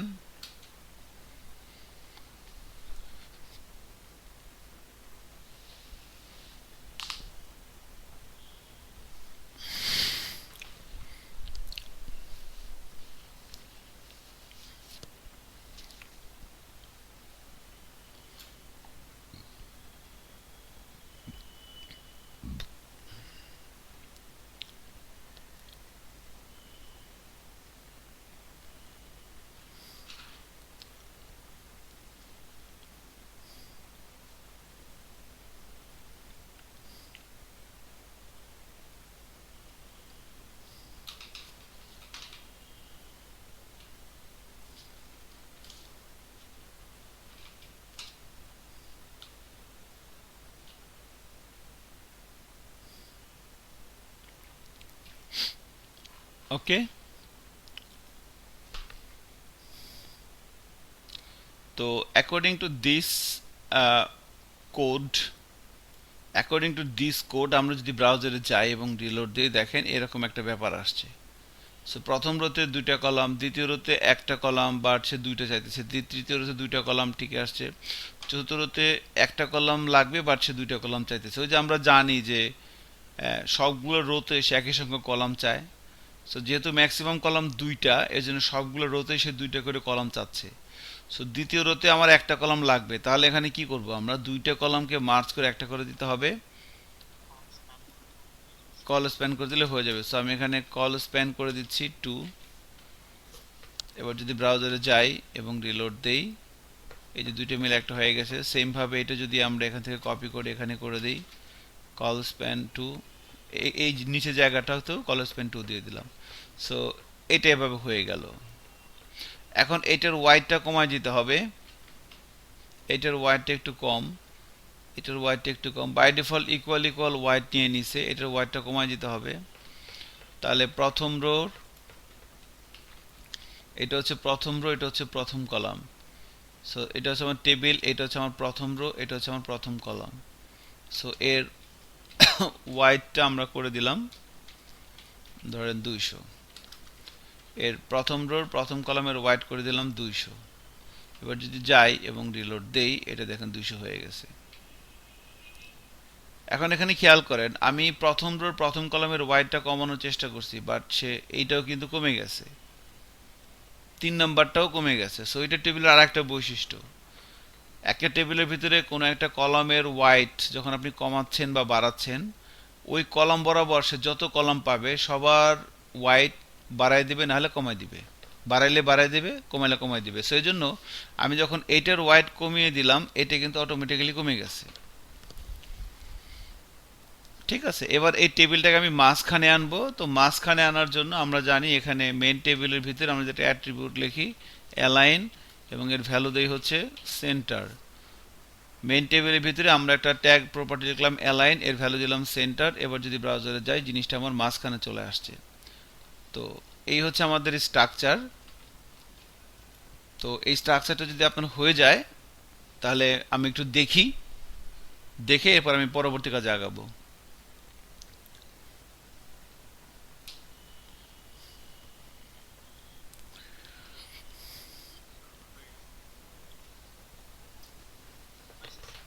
আচ্ছা, স্ক্রিনশট দিতে পারবেন একটু? আচ্ছা, করে ফেলেন। আচ্ছা, কোডটা থাকুক তাহলে নাকি?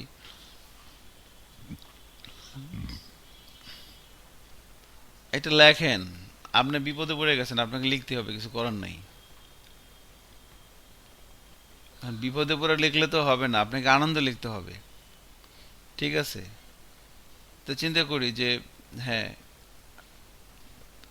তো যখন আপনি খেলাধুলা করেন তখন আপনার খারাপ লাগে না? কোড লিখতে আসলে খারাপ লাগে নাকি? এরকম আমাদের মধ্যে মনে হয় কেউ নাই এখানে যারা আছেন।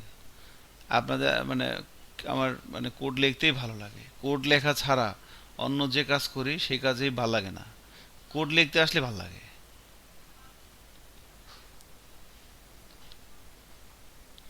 এরকম হওয়া লাগবে আর কি। আচ্ছা, আমি দেখি নাই, আপনি স্ক্রিনটা শেয়ার দেন। হ্যাঁ, হ্যাঁ, জুয়েলারটা আমি দেখতে পাচ্ছি। গুড। এগুলো তো উনিশ এগুলো তো 1972 সালেই করছেন, সেই যে দেশ স্বাধীন হওয়ার পর যখন আহ, ইয়ে হইলো, বঙ্গবন্ধু আসলো বাংলাদেশে, তখন তো, হ্যাঁ, আমি দেখছিলাম জুয়েল ছিল এখানে সাথে, পিছনে ছিল আর কি। হ্যাঁ, আমরা তো একসাথে ওই যে ইয়েতে করলাম না, হ্যাঁ, ওইটাই আর কি।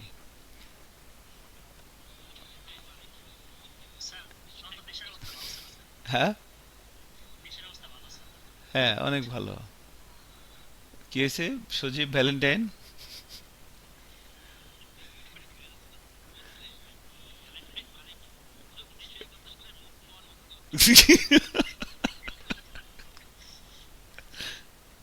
ও আল্লাহ, এটা কে বলছে? যাক, আল্লাহ ভরসা। ওকে, সিচুয়েশন আন্ডার কন্ট্রোল এখন। ঠিক আছে জুয়েল, আপনি বন্ধ করে দিতে পারেন, স্ক্রিনশটটা বন্ধ করে দেন। আচ্ছা, এটা কি ফাহিম? আমি কি ফাহিম এটা দেখলাম এতক্ষণ? না, এটা কার্ডটা দেখতেছি আমি এখন। এটা হচ্ছে জাহিদ হাসান। হ্যাঁ, জাহিদ হাসান।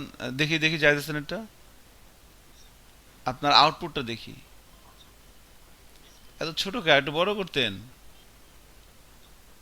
ও আচ্ছা আচ্ছা, ঠিক আছে, 100% ইয়া করেন, 100% জুম আউট করেন, হ্যাঁ। হোক, সমস্যা নাই, হোক, একটু স্ক্রল করে নামান, 100%-এ রাখেন। ওকে, থ্যাংক ইউ।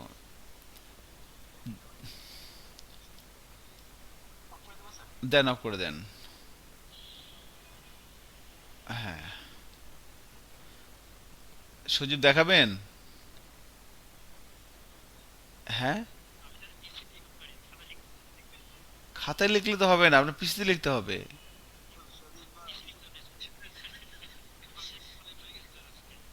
আচ্ছা, না, পিসিতে লিখতে হবে, খাতায় লেখা যাবে না। এটা এটা আপনি, হ্যাঁ, ওকে, নেক্সট ক্লাস থেকে পিসিতে লিখবো আমরা। সুধাংশু সরকার, সুধাংশু শিকদার। হ্যালো,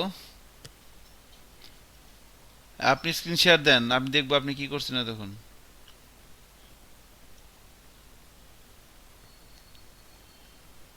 হুম?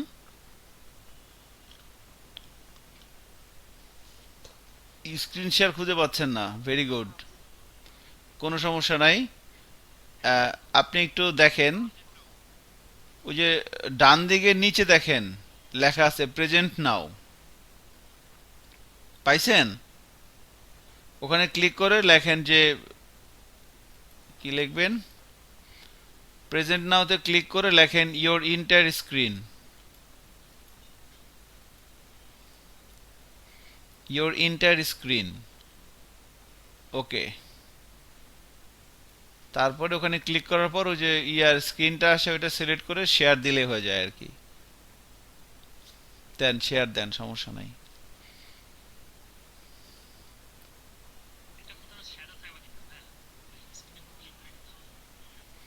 এই তো সুধাংশু স্মার্ট হয়ে গেছে।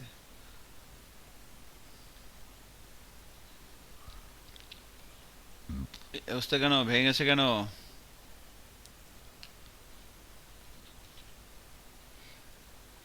কোডে যান, কোডে যান। কোড কোড কোড ওপেন করেন। হ্যাঁ, আপনি এই যে 3 নম্বর দুইটা কলাম দেওয়া লাগবে, একটা কলাম দিছেন। 3 নম্বর রো, 3 নম্বর রো কোনটা? 3 নম্বর রো কোনটা? হ্যাঁ, ওর নিচে আরো একটা টিডি লিখতে হবে। হ্যাঁ, এবার ব্রাউজারে যান।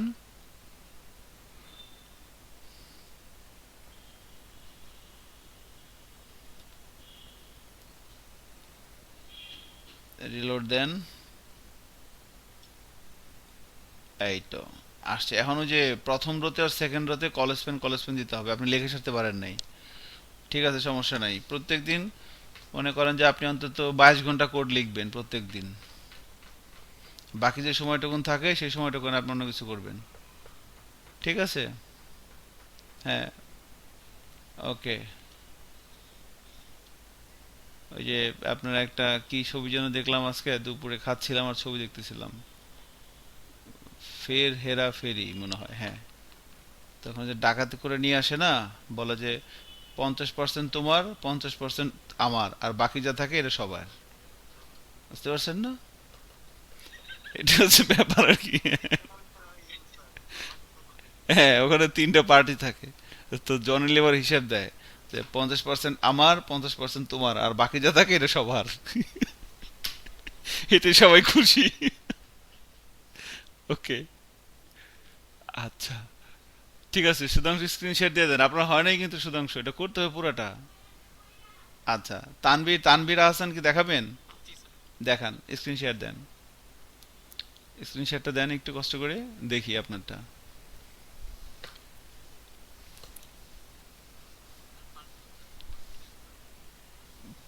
পারমিশন কি লাগবে? পারমিশন তো ইয়ে প্রেজেন্ট নাওতে ক্লিক করলে তো মনে হয় হয়। প্রেজেন্ট নাওতে ক্লিক করার পর ইওর ইন্টার স্ক্রিন, ওখানে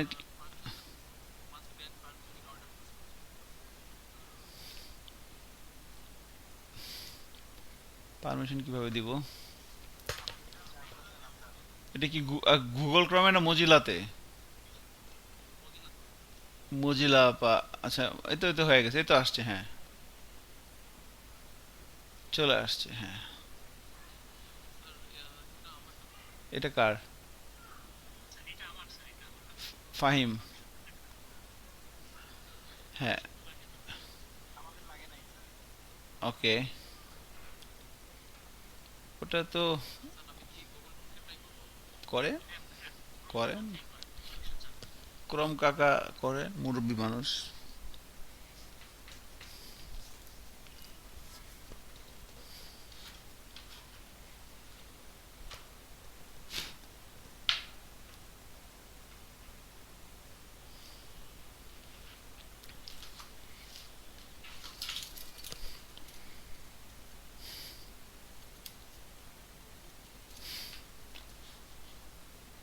কন্টেন্ট,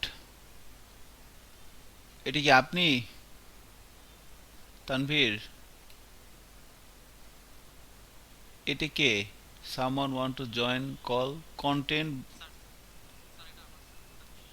ওকে, সমস্যা নেই। আচ্ছা ঠিক আছে, আমি এটা নিয়ে নিছি, আপনাকে অ্যাকসেপ্ট করে নিছি।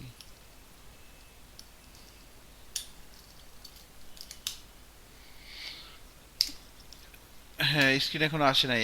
এবার শেয়ার দেন, ওই যে প্রেজেন্ট নাওতে যান নিচে ডান দিকে, ওখান থেকে ক্লিক করে তারপরে আসেন হচ্ছে আপনার ইয়োর ইন্টায়ার স্ক্রিন, দেন এইবার আসছে, হ্যাঁ এই তো আসছে। ওকে, এক্সিলেন্ট, থ্যাংক ইউ। আপনার কোডটা একটু দেখি তো, কোড একটু দেখি তো। কোনো সমস্যা নাই, আপনি একটা ভিজুয়াল স্টুডিও কোড নামাই না। আপনি একটা স্মার্ট ছেলে, আপনার 8-10টা গার্লফ্রেন্ড, আপনি এর এখানে লেখেন কিসের জন্য? আপনি এতে লেখেন, এই ভিজুয়াল স্টুডিও। হ্যাঁ আপনি, হ্যাঁ ভিজুয়াল স্টুডিও কোড একটা ভালো একটা আইডি নিয়ে নেন। ঠিক আছে, ওকে, থ্যাংক ইউ। জি, ওকে। আর কেউ কি দেখাবেন? আচ্ছা থাক, না দেখলাম সমস্যা নাই। মেহেদী হাসান সাহেব, আপনি করতেছেন না পরে করবেন? না থাক, দেখতে হবে না। আসিফ ইকরাম খান, মেহেদী হাসান।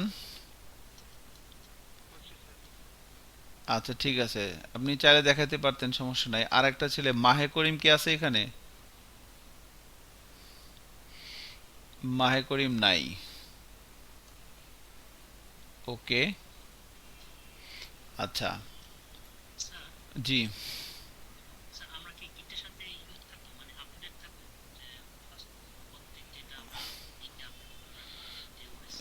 গিয়ে রাখা যায়, ট্যাগ করে রাখা যায়। ঠিক আছে, গিটে আমরা কয়েকদিন পরে উঠতে পারবো। এখন রাখতে HTML কোড কোড এগুলো আর কি, এগুলো চালু রাখা যেতে পারে, সমস্যা নাই। আবার মানে করতে এগুলো ধরেন আপনার কাছে আপনারটাই থাকতেছে, আমারটা আর আপনার লাগতেছে না। যখন প্রজেক্ট শুরু করব তখন হয়তো রাখা যেতে পারে আর কি। তখন হয়তো কমেন্ট কমেন্ট টমেন্ট করে রাখলাম ডেট ওয়াইজ, এটা ভালো হবে। Thank you. আচ্ছা, তো এই হচ্ছে ব্যাপার আর কি। এখন আমরা এখানে ধরেন যে আমরা এগুলোর ভিতরে আমরা এখন যেটা করব সেটা হচ্ছে যে আমরা এখানে একটা কন্টেন্ট নিয়ে আসবো, এটাকে একটা একটা ওয়েবসাইট বানানোর চেষ্টা করব এটাকে। ঠিক আছে, সো আমরা ব্রাউজারে ইমেজ প্রিন্ট করার জন্য আমি জাস্ট দেখলাম আপনাদের মানে যে ব্যাপারগুলো, তো সবাই আলহামদুলিল্লাহ ঠিক আছে, কোনো সমস্যা নাই। আমি শুধুমাত্র সজীব হোসেন আপনার কোডটা দেখে নিই, আর সবারটা মোটামুটি ইনশাল্লাহ। তো আমরা এবার এখানে একটা ছবি বসাবো, এখানে একটা মেনু বানাবো, এখানে কিছু লেখা লিখবো আর কি। ঠিক আছে, একটা ওয়েবসাইট বানানোর চেষ্টা করে আস্তে আস্তে এটাকে। স্ক্রিন শেয়ারটা দিয়ে দিই, হ্যাঁ স্ক্রিন শেয়ারটা দিয়ে দিলাম এইভাবে। ওকে, তো এখন আমরা জানি যে ব্রাউজারে ইমেজ প্রিন্ট করার জন্য HTML আর IMG ট্যাগটি ইউজ করতে হয়।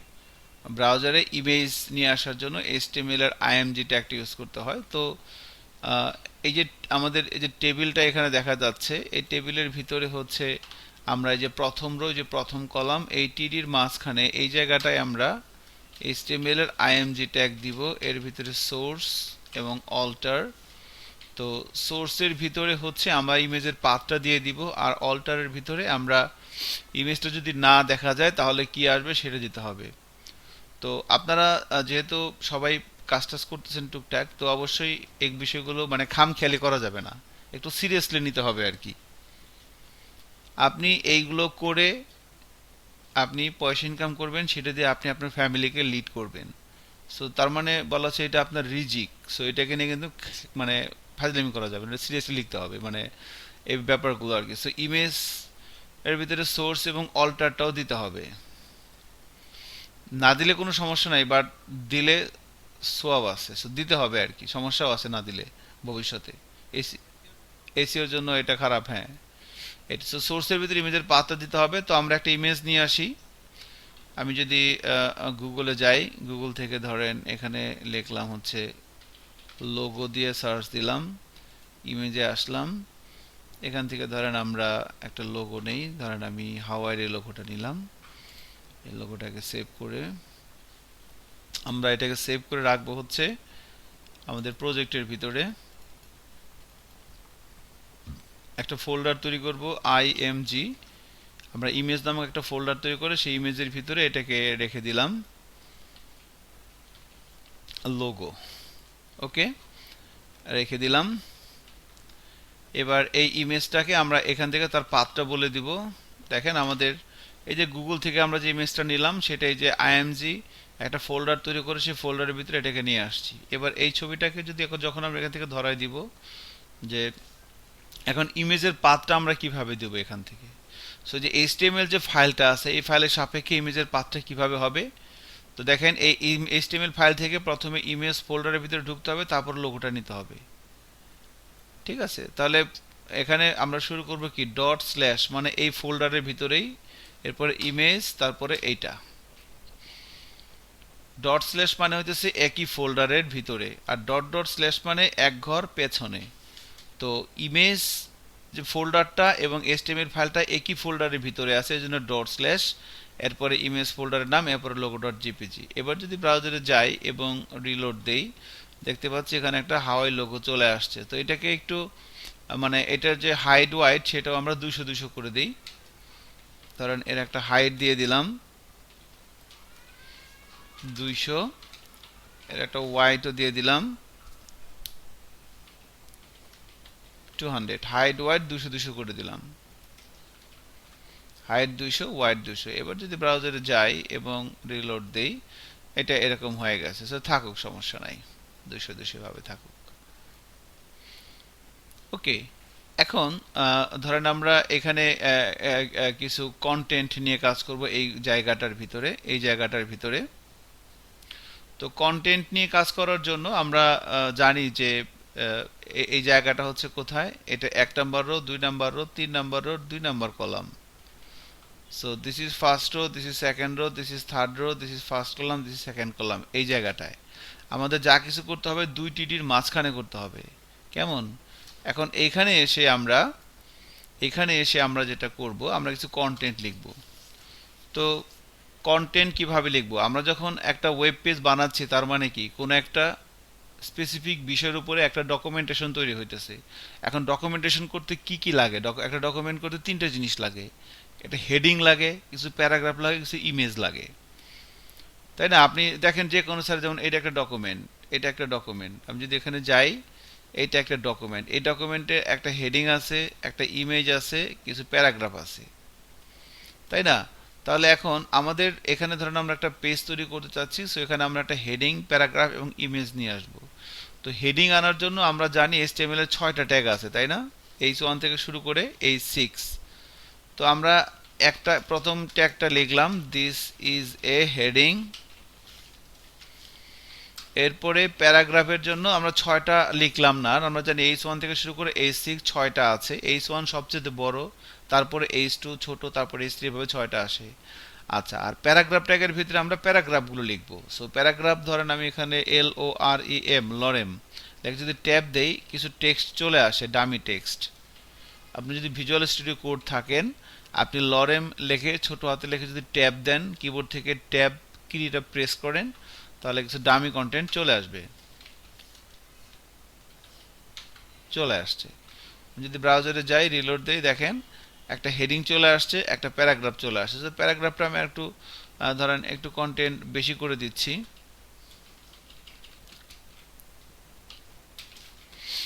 আচ্ছা, এইভাবে আছে। ওকে, এখন আমি একটা ইমেজ, তো ইমেজ তো আমরা আনতেই পারি। ইমেজ আনার জন্য আমাদের এখানে HTML এর IMG ট্যাগটা লিখতে হয়। তো আমরা যদি এটার নিচে এখানে একটা ব্যাপার খেয়াল করেন, সেটা হচ্ছে যে আপনি যে বিষয়ের উপরে প্যারাগ্রাফ লিখতেছেন, কন্টেন্ট যদি অনেক বেশি থাকে তাহলে কি করবেন? ধরেন কন্টেন্ট এরকম আছে, এরকম কন্টেন্ট। তো এই যে এটা একটা হেডিং কোন একটা বিষয়ের উপরে, এটা হচ্ছে তার সম্পর্কে কিছু কথাবার্তা। এখন কন্টেন্ট যখন অনেক বেশি থাকবে, তখন আপনাকে কি করতে হবে? তখন আপনাকে এই কন্টেন্টগুলো একবারে লেখা যাবে না, এটাকে প্যারা প্যারা আকারে ভাগ করতে হবে। হ্যাঁ, আপনি যখন গুগলে কোনো কিছু জানার জন্য সার্চ দেন, কোনো কিছু জানার জন্য গুগলে আপনি সার্চ দিলেন, আপনার সামনে একটা বিষয় আসলো। এখন আপনি কি মানে একটা আসছে ছোট ছোট প্যারা আকারে, আর একটা আসছে এরকম বড় আকারে। তা আপনি কিন্তু বড়টাকে ইগনোর করেন, কারণ কি? কারণ বড়টা এটা দেখেই ভয় পায়, দূর এতখানি পড়বো না। আর যদি ছোট ছোট প্যারা আকারে আসে, তাহলে পুরোটা না পড়ে অন্তত দু এক প্যারা তো পড়বো নাকি। এই জন্য আপনি যে বিষয়ের উপরে লিখবেন, কন্টেন্ট যদি অনেক বেশি হয়, তাহলে একবারে না লিখে ছোট ছোট প্যারা আকারে লিখতে হবে। সেই জন্য কন্টেন্ট যদি আমার এতটুকুন হয়, তাহলে আমি এটাকে এভাবে না লিখে এটাকে আমরা এই যে একাধিক প্যারাগ্রাফ প্যারাগ্রাফ আকারে লিখব। এই যে পি দিয়ে শুরু করলাম, পি দিয়ে শেষ করলাম,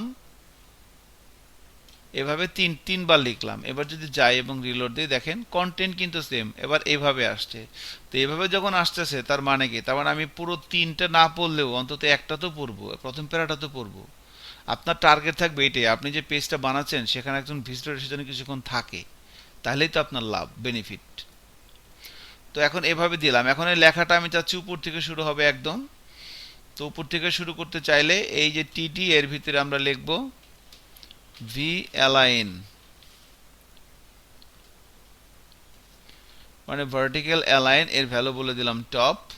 এবার যদি ব্রাউজারে যাই এবং রিলোড দিই, লেখাগুলো উপর থেকে শুরু হইতেছে। এবং এই লেখাগুলো যদি এইভাবে না রেখে আমি একটু জাস্টিফাই করে দিই, এখানে একটু এলোমেলো হয়ে আছে ইন্ডিং অবস্থায়। তো আমি যদি এখানে যদি বলে দেই যে এই পি ট্যাগের ভিতরে এখানে বলে দেবো হচ্ছে অ্যালাইন, এর ভ্যালু বলে দেবো হচ্ছে আমরা জাস্টিফাই। সেমভাবে আমরা দেখেন একটা শুধু বললাম, বাকিগুলোর বললাম না। সো প্রথমটা দেখতে ভালো লাগতেছে বাকিগুলোর চাইতে, এটা একটু সুন্দরভাবে আসছে। তাহলে সেম জিনিসটা আমরা সবগুলো প্যারাগ্রাফের ভিতরে দিয়ে দিতে পারি, এভাবে আসছে। এখন এগুলো একদম গায়ে গায়ে মিশে আছে বর্ডারের সাথে। এই যে বর্ডার গায়ে গায়ে, এখানে একটু একটু একটা গ্যাপ রাখতে হবে, এই বর্ডার থেকে লেখাটা একটু গ্যাপ রাখতে হবে। তো এইচটিএমএল এর ভাষা সেটা হচ্ছে সেল প্যাডিং। তো একদম মেন টেবিলের ভিতরে দিতে হয়। মেন টেবিলের ভিতরে আমি যদি সেল প্যাডিং দিয়ে দিলাম ধরেন 5, সেল প্যাডিং যদি 5 দিয়ে দিই, এবার যদি রিলোড দিই, দেখেন এবার একটু একটু ফাঁকা হচ্ছে। তো এটার সুবিধা হচ্ছে যে এটা সব জায়গা থেকেই পাবে, শুধু এক জায়গা থেকে পাবে না, একটু গ্যাপটা তৈরি হচ্ছে দুইটার মাঝখানে এখন। আচ্ছা, এখন আমরা যখন একটা ডকুমেন্ট তৈরি করি, সেখানে কিছু টেক্সট ফরম্যাটিং ট্যাগ থাকে। টেক্সট ফরম্যাটিং কিছু ট্যাগ থাকে, যেমন ধরেন আমি কিছু টেক্সটকে বোল্ড করতে চাচ্ছি। তো বোল্ড করার জন্য আমরা কি লিখি? এইচটিএমএল এর বি ট্যাগটা ইউজ করি। সো বি ট্যাগ দিয়ে শুরু করতে হয়, বি ট্যাগ দিয়ে শেষ করতে হয়। সো বি ট্যাগের মাঝখানে যে কন্টেন্টগুলো থাকে, সেই কন্টেন্টগুলো একটু বোল্ড হয়, আমরা জানি এই যে একটু বোল্ড হয়ে গেছে। এখন সেম একই কাজ আমরা এইচটিএমএল এর স্ট্রং ট্যাগ দিয়েও করতে পারি, আউটপুট সেম। তো তো দুটোর ভিতরে পার্থক্য হচ্ছে যে আমরা জানি যে টেক্সটটা যদি ইম্পর্টেন্ট হয় এবং এটি যদি একটা কিওয়ার্ড হয়, তাহলে সেক্ষেত্রে আমাকে স্ট্রং ইউজ করতে হয় বোল্ডের পরিবর্তে। আর যদি মনে করেন যে না, এটা জাস্ট একটা অর্ডিনারি টেক্সট, আমি জাস্ট এমনিতে বোল্ড করতে চাচ্ছি, তাহলে বি ইউজ করতে পারেন। সেমভাবে যদি আমি ইটালিক করতে চাই, তাহলে এইচটিএমএল এর আই দিয়ে শুরু করতে হবে, আই দিয়ে শেষ করতে হবে। আমরা জানি আয়ের মাঝখানে যে কন্টেন্টগুলো থাকে সেগুলো ইটালিক হয়। দেখেন একটু কাত হয়ে গেছে। এখন সেম একই কাজ আমরা আয়ের পরিবর্তে ইএম দিয়ে করতে পারি। সো আই এবং ইএম সেম, আউটপুট দেখেন সেম। তো দুটোর ভিতরে পার্থক্য হচ্ছে ইএম যদি টেক্সটে ইম্পর্টেন্ট হয়, অর্থাৎ কিওয়ার্ড হয়, তাহলে ইএম ইউজ করতে হয়, না হলে আই ইউজ করতে হয়। এরপরে যদি আমি আন্ডারলাইন করতে চাই, তাহলে আমাকে ইউ দিয়ে শুরু করতে হয় এবং ইউ দিয়ে শেষ করতে হয়। তো এই ইউ এর মাঝখানে যে টেক্সটগুলো থাকে তার নিচে একটা আন্ডারলাইন চলে আসে, আমরা জানি এই যে আন্ডারলাইন চলে আসছে। এখন এই সেম একই কাজ আবার আইএনএস দিয়েও করা যায়। তো এটার হচ্ছে যে আইএনএসটার কাজ হচ্ছে ইম্পর্টেন্ট বোঝায় আর কি, যে টেক্সট আন্ডারলাইন এবং এটা ইম্পর্টেন্ট টেক্সট, অর্থাৎ এটা কিওয়ার্ড, সেক্ষেত্রে আইএনএস ইউজ করতে হয়। ঠিক আছে, আমরা যদি কোনো একটা টেক্সটকে মার্ক করতে চাই, তাহলে আমরা সেটাকে মার্ক দিয়ে ইউজ করতে পারি। সো এইচটিএমএল এর যদি আমরা মার্ক ট্যাগ দিয়ে শুরু করি এবং মার্ক ট্যাগ দিয়ে শেষ করি, মার্ক ট্যাগের মাঝখানে যে কন্টেন্টগুলো থাকে সেগুলো সাধারণত একটু হয়ে থাকে, একটু কালারফুল হয়ে থাকে বাই ডিফল্ট। সেই কালারগুলো আমরা চেঞ্জ করতে পারবো থ্রু সিএসএস, বাট আমাদের ফার্স্ট অ্যাসাইনমেন্ট থাকবে এটাই যে উইদাউট সিএসএস শুধুমাত্র এইচটিএমএল দিয়ে একটা ওয়েবসাইট বানাইতে হবে, যেখানে 4-5টা পেজ থাকবে। ঠিক আছে, তো তো এভাবে আমরা টেক্সট ফরম্যাটিং কিছু জিনিস দেখলাম। এখনও যে ধরেন কিছু এক্সেপশনাল জিনিস থাকতে পারে, যেমন ধরেন আপনাকে কেউ বলল যে আপনি একটা সূত্র লেখেন a plus b whole square is equal to a square plus 2b plus b square, তাহলে ওটা আমরা কিভাবে লিখি? তো এখন পি ট্যাগ দিলাম a প্লাস বি, তো whole square is equal to a square plus 2ab plus b square, এভাবে লিখে দিলাম। পি ট্যাগের ভিতরে আমি এটা লিখে দিলাম। এখন যদি ব্রাউজারে যাই এবং রিলোড দিই, দেখেন এভাবে চলে আসছে। সো এটা স্কোয়ারটা হয় নাই, তো স্কোয়ারটা হবে একটু উপরে নিতে হবে। তো কোনো একটা কন্টেন্ট স্বাভাবিকের তুলনায় উপরে নেওয়ার জন্য আমরা জানি HTML এর সুপ মানে সুপার স্ক্রিপ্ট, সুপ ট্যাগের মাঝখানে আমরা যদি কোনো কন্টেন্ট দেই, সেটা স্বাভাবিকের তুলনায় একটু উপরে উঠে যায়। এবার কিন্তু স্কোয়ারটা ঠিক আছে, এটাই আর কি, প্লাস বি স্কোয়ার। এবার দেখেন, এবার সূত্রটা আমার ঠিক আছে। সো এভাবে আমরা তাহলে যে কোনো সূত্র লিখতে পারবো। ঠিক আছে, এখন আমাকে যদি বলে যে ঠিক আছে তাহলে পাই আর স্কোয়ার লিখে দেখান, পাই আর স্কোয়ার, তাহলে এখন আমি পাই কোথায় পাবো? মানে বৃত্তের ক্ষেত্রফল বা আয়তের ক্ষেত্রে ক্ষেত্রফল পাই আর স্কোয়ার, এটা আমরা কোথায় লিখবো? তো ওই ধরনের স্পেশাল সিনটেক্স আনার জন্য কিছু ইউজ করতে হয়, HTML ইউনিকোড বলে তাদেরকে। তো যেমন ধরেন আমি যদি কিবোর্ড থেকে এন শিফট চেপে ধরে 7 চাপ দেই, ওই যে N% আর কি, এইটা চাপ দেওয়ার পর আপনি যদি এভাবে কন্ট্রোল চেপে ধরে স্পেস বার চাপ দেন, যদি ভিজুয়াল স্টুডিও কোডে থাকেন, N% দিয়ে এভাবে দেখলে দেখেন এখন এগুলো হইতেছে কোড, এগুলো লিখলে এই আউটপুট আসবে। তো আমি যদি লিখি N%LT বা ধরেন N%পাই, PI পাই, N%PI লিখলাম। এবার যদি ব্রাউজারে যাই, রিলোড দিয়ে দেখেন এই যে পাই চলে আসছে। এরপরে লিখবো কত? আর, তো এরপরে এখানে লিখলাম আর, এরপরে লিখবো স্কোয়ার। স্কোয়ার মানে কি? সুপ 2। সো বৃত্তের ক্ষেত্রফল হয়ে গেছে কিন্তু দেখেন। এভাবে আপনি যে কোনো ধরনের ইকুয়েশন নিয়ে আসতে পারেন। এখন এই পাই লিখলে যে এই পাই আসবে, এটা আমরা কিভাবে জানবো? তো এগুলো আপনি গুগলে সার্চ দিলে পাবেন, HTML ইউনিকোড লিখে, W3 স্কুল অভাব নাই এগুলা। আবার আপনি একটু কমন সেন্স অ্যাপ্লাই করলেও পাবেন। ধরেন আপনি HTML এর ট্যাগ লিখবেন, H1 দিয়ে শুরু, মানে HTML এর ট্যাগ লিখবেন এরকম আর কি, w3schools.com,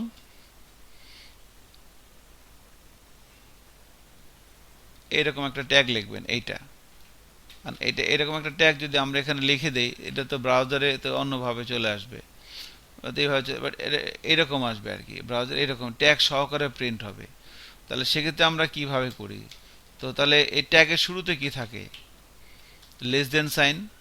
তাহলে লেস দেন সাইন আপনি যদি লেখেন যে কিবোর্ড থেকে যদি লেখেন N%, লেস কি এল এ মানে লেস, আর টিতে মানে কি দেন, N%LT। ব্রাউজারে যাই, এই যে লেস দেন সাইনটা চলে আসছে। এরপর যদি আমি এখানে লিখি H1, এরপরে N%GT মানে কি গ্রেটার দেন, গ্রেটার দেন। এবার যদি রিলোড দিয়ে দেখেন এই যে H1 ট্যাগটা চলে আসছে। এবার যদি ক্লোজিং ট্যাগ করতে চাই, এটারে কপি করে নিয়ে এটা এখানে পেস্ট করে দিলাম, H1 এর একটা স্ল্যাশ দিয়ে দিলাম। এবার যে ক্লোজিং ট্যাগটা চলে আসছে, এখন মাঝখানে আমি লিখে দেবো এইটা, দিস ইজ এ হেডিং। মাঝখানে যদি আমি এটা লিখে দেই, এবার যদি ব্রাউজারে যাই এবং রিলোড দেই, দেখেন দিস ইজ এ হেডিং চলে আসছে। এবারে পুরো জিনিসটা আমরা একটা প্যারাগ্রাফের ভিতরে লিখে দিব। তো আমাদের বডির ভিতরে এমন কোনো কন্টেন্ট থাকবে না যেটা কোনো ট্যাগের বাইরে আসবে। ঠিক আছে, so this is the thing actually, এভাবে আমাদের ট্যাগও চলে আসতে পারে।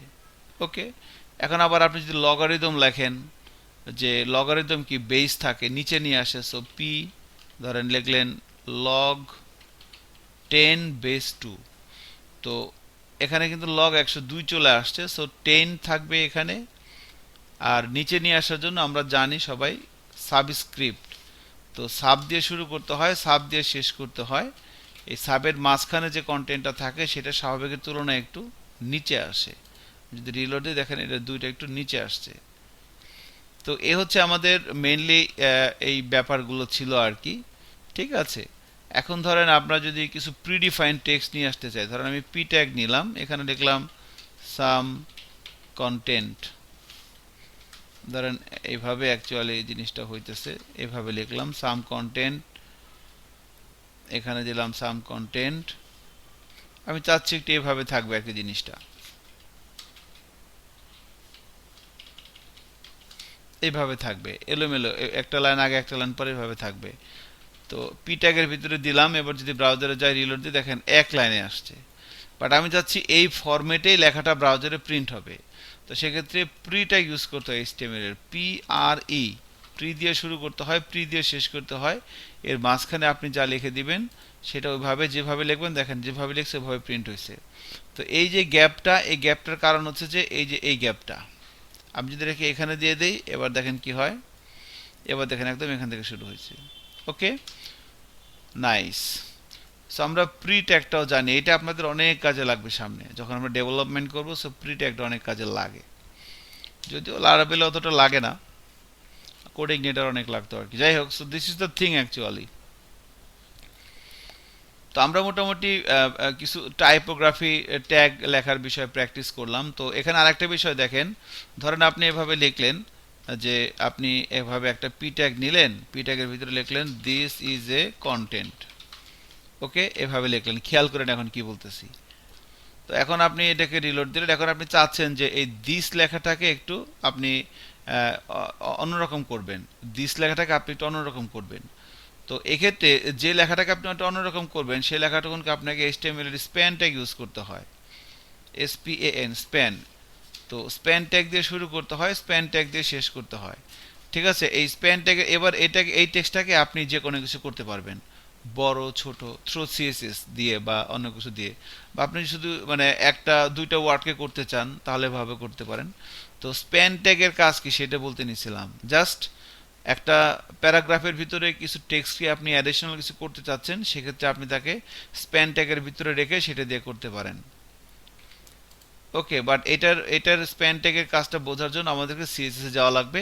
আমরা নেক্সট ক্লাস থেকে না, এর পরের ক্লাস থেকে সিএসএস ব্যবহার শুরু করব। নেক্সট ক্লাসে আমরা এইচটিএমএল এর ফর্ম প্র্যাকটিস করব, এইচটিএমএল এর ফর্ম। ঠিক আছে, এইচটিএমএল এর ফর্ম প্র্যাকটিস করব আমরা নেক্সট ক্লাসে। So this is the thing actually. তো আমরা মোটামুটি বেশ কিছু টাইপোগ্রাফি ট্যাগ দেখলাম যে কিভাবে কাজগুলো করা হচ্ছে। এখন আমরা আরেকটা জিনিস হচ্ছে অ্যাঙ্কর ট্যাগ। তো একটা পেজ যখন তৈরি হয় তখন আমাদের নেক্সট টার্গেট থাকে যে একটা ওয়েবসাইট বানাবো। তো একটা ওয়েবসাইটের ভিতরে 4-5টা পেজ থাকে। তো একটা পেজের সাথে আরেকটা পেজের লিঙ্ক করার জন্য আমাদের এইচটিএমএল এর যে ট্যাগটা লাগে সেটা হচ্ছে অ্যাঙ্কর ট্যাগ। তো এ দিয়ে শুরু করতে হয়, এ দিয়ে শেষ করতে হয়। এর মাঝখানে দিয়ে দিলাম আমি HREF, এটা হচ্ছে একটা অ্যাট্রিবিউট। ধরেন আমি এখানে লিখলাম GOOGLE, গুগল। তো অ্যাঙ্কর ট্যাগ দিয়ে শুরু করতে হয়, অ্যাঙ্কর ট্যাগ দিয়ে শেষ করতে হয়। এর মাঝখানে লিখলাম আমি গুগল। এবার যদি ব্রাউজারে যাই এবং রিলোড দিই, দেখেন এভাবে আসছে। এখন আমাদের টার্গেট এটা ক্লিকেবল হয়েছে, খেয়াল করছেন? সো আমি যদি হাইপার রেফারেন্সটা না দেই তাহলে কিন্তু ক্লিকেবল হয় না। ধরেন আমি হাইপার রেফারেন্সটা দিলাম না, এবং কিন্তু এটা ক্লিকেবল হয় নাই। অ্যাঙ্কর ট্যাগের ভিতরে থাকা সত্ত্বেও কিন্তু এটা ক্লিকেবল হয় নাই। সো আমি যখন হাইপার রেফারেন্স দিলাম তখন এটা এবার ক্লিকেবল হয়েছে, দেখেন এবার এটা ক্লিকেবল হয়েছে। এখন এখানে ক্লিক করলে কোথায় যাবে সেটা আমাকে এই হাইপার রেফারেন্সের ভিতরে লিখে দিতে হবে। তো আমরা সাধারণত যখন ওয়েব পেজ বানাই 3 ধরনের লিঙ্ক হয়। একটা হচ্ছে একই পেজের, একই ওয়েবসাইটের ভিতরে এক পেজ থেকে আরেক পেজের ভিতরে, আবার একই মানে একটা ওয়েবসাইট থেকে আরেকটা পেজে যাওয়ার জন্য, আবার উপর থেকে নিচে যাওয়ার জন্য বা নিচ থেকে উপরে ওঠার জন্য 3 ধরনের লিঙ্ক হয় আর কি। যেমন ধরেন আমি যদি বিআইটিএম এর সাইটটা ভিজিট করি এখন, bitm.org.bd, দেখেন এখানে কি হইতেছে।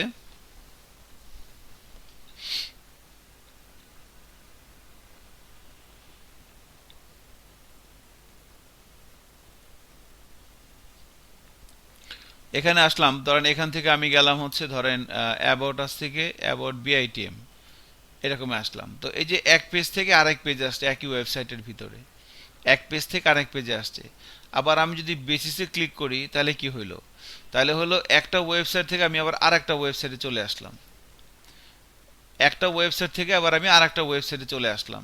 সো এটাও অ্যাঙ্কর ট্যাগ দিয়ে করা।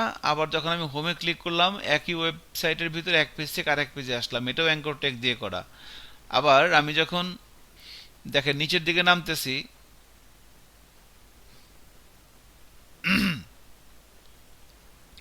যখন নিচের দিকে নামতেছি এই দেখেন এখানে একটা এরকম একটা বাটন, এখানে যখন ক্লিক করতেছি উপরে যাচ্ছে, এটাও অ্যাঙ্কর ট্যাগ দিয়ে করা।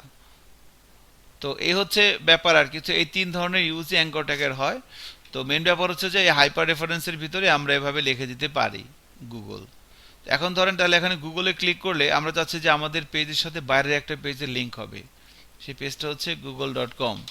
তাহলে এখন আমাকে এখানে কি লিখে দিতে হবে? সো আমি যদি এখানে লিখে দিই www.google google.com, তাহলে কি হবে? এবং হবে না কিন্তু। এখন কিন্তু গুগলে ক্লিক করলে গুগলে যাবে না। দেখেন আমি যদি আমাদের ওয়েবসাইটে আসি, রিলোড দেই, গুগলে ক্লিক করলাম, দেখেন বলতেছে এখানে দেখেন হচ্ছে না, কিন্তু এটা হবে না। কারণ যখন আপনি কোনো লাইভ সাইটে যাবেন তখন শুরুতে আপনাকে প্রোটোকল বলে দিতে হবে। মানে একটা পেজ যখন ওপেন হয়, পেজের ভিতরে একটা স্ট্রাকচার থাকে, তার ভিতরে কিছু ডাটা থাকে। এইচটিএমএল এর কাজ কি? এইচটিএমএল এর কাজ কি? ডাটা তৈরি করা না ডাটা প্রিন্ট করা? বলেন তো, এইচটিএমএল এর কাজ কি? ডাটা তৈরি করা না প্রিন্ট করা? ডাটা প্রিন্ট করা। তাহলে এখন এই যে আপনি গুগলে ক্লিক করলে গুগলের একটা ওয়েবসাইট ওপেন হবে, সেখানে যে ডাটাগুলো আসবে সেই ডাটাগুলো কোন প্রোটোকলে আসবে? ডাটাগুলোকে দেখাবে তো এইচটিএমএল, বা ডাটাগুলো কোন প্রোটোকলে আসবে সেটা বলে দিতে হবে। সে প্রোটোকল দুই ধরনের হতে পারে। একটা হচ্ছে হাইপার টেক্সট ট্রান্সফার প্রোটোকল, অর্থাৎ এইচটিটিপি, অথবা এইচটিটিপিএস। এই দুইটা যে কোনো একটা হবে, এইচটিটিপি অথবা এইচটিটিপিএস। এটা হচ্ছে প্রোটোকল। এই যে যখন গুগলে ক্লিক করলে যে পেজটা ওপেন হবে, সেই পেজের ভিতরে যে ডাটাগুলো আসবে, ডাটাগুলো কিভাবে আসবে? যেমন ধরেন আমি এখানে ট্যাব ওপেন করলাম, ট্যাব ওপেন করে google.com লিখলাম, একটা পেজ আসলো। এখন এই যে এই কোড, এগুলোর জন্য কিছু কোড আছে না? এই কোডগুলো তো আমার কম্পিউটার আছে, তাই না? নাকি এগুলো গুগলের সার্ভারে আছে, গুগলের সার্ভার থেকে ডাটা আমার এখানে আসছে। তো এই ডাটাগুলো কোন প্রোটোকলে আসে সেটা বলে দিতে হয় আর কি, এইচটিটিপি অথবা এইচটিটিপিএস। এরপরে কোলন ডাবল স্ল্যাশ www, এটা না লিখলেও হয়, এটা লেখার কোনো টাইম নেই এখন। এবার কিন্তু হয়ে যাবে এইচটিটিপি। গুগলের জন্য যে এইচটিটিপিএস মানে হচ্ছে hyper text transfer protocol secure. HTTPS মানে হচ্ছে সিকিউর। এই দেখেন এবার, এবার যদি আমরা যাই, এবার যদি আমাদের ওয়েবসাইটে আমরা যাই, এখন যদি আমরা রিলোড দেই, এবার যদি গুগলে হিট করি, দেখেন গুগলের সাইটটা চলে আসছে। তো সাধারণত যখন আপনার ওয়েবসাইট থেকে আরেকটা ওয়েবসাইটে লিঙ্ক করেন, তখন ক্লিক করলে নতুন একটা ট্যাবে ওপেন করতে হয়, ঠিক আছে? নাহলে তো আপনার ওয়েবসাইটটা হারিয়ে যাবে। এই জন্য আমরা জানি এখানে আমরা লিখতে থাকি target is equal to underscore blank. এই অ্যাট্রিবিউটটা যখন আমরা লিখে দিব, এবার যদি রিলোড দেই, এবার যদি এখানে যাই এবং সরি রিলোড দেই, এবার গুগলে ক্লিক করলে দেখেন আমাদের সাইটটা আছে নতুন একটা পেজে, গুগলের সাইট ওপেন হচ্ছে, আমাদের সাইটটা কিন্তু আছে, ওপেন হচ্ছে। তো আমরা চাচ্ছি যে না, আমাদের এই পেজের ভিতরে 4-5টা পেজ হবে। এটা তো বাইরের সাথে সাথে লিঙ্ক দেখলাম। তো আমাদের এই মেনুর এই জায়গাটার ভিতরে আমরা কিছু পেজ তৈরি করব এই জায়গাটার ভিতরে। তো এই জায়গাটার ভিতরে এই যে হচ্ছে আমাদের মেনু। তো এখানে আমরা ধরেন একটা টেবিল তৈরি করে নিচ্ছি এভাবে, মানে টিডির ভিতরে আমরা এখানে আর একটা টেবিল তৈরি করে নিয়ে তার ভিতরে মেনু রাখবো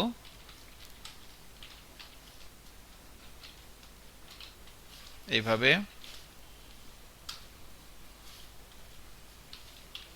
home,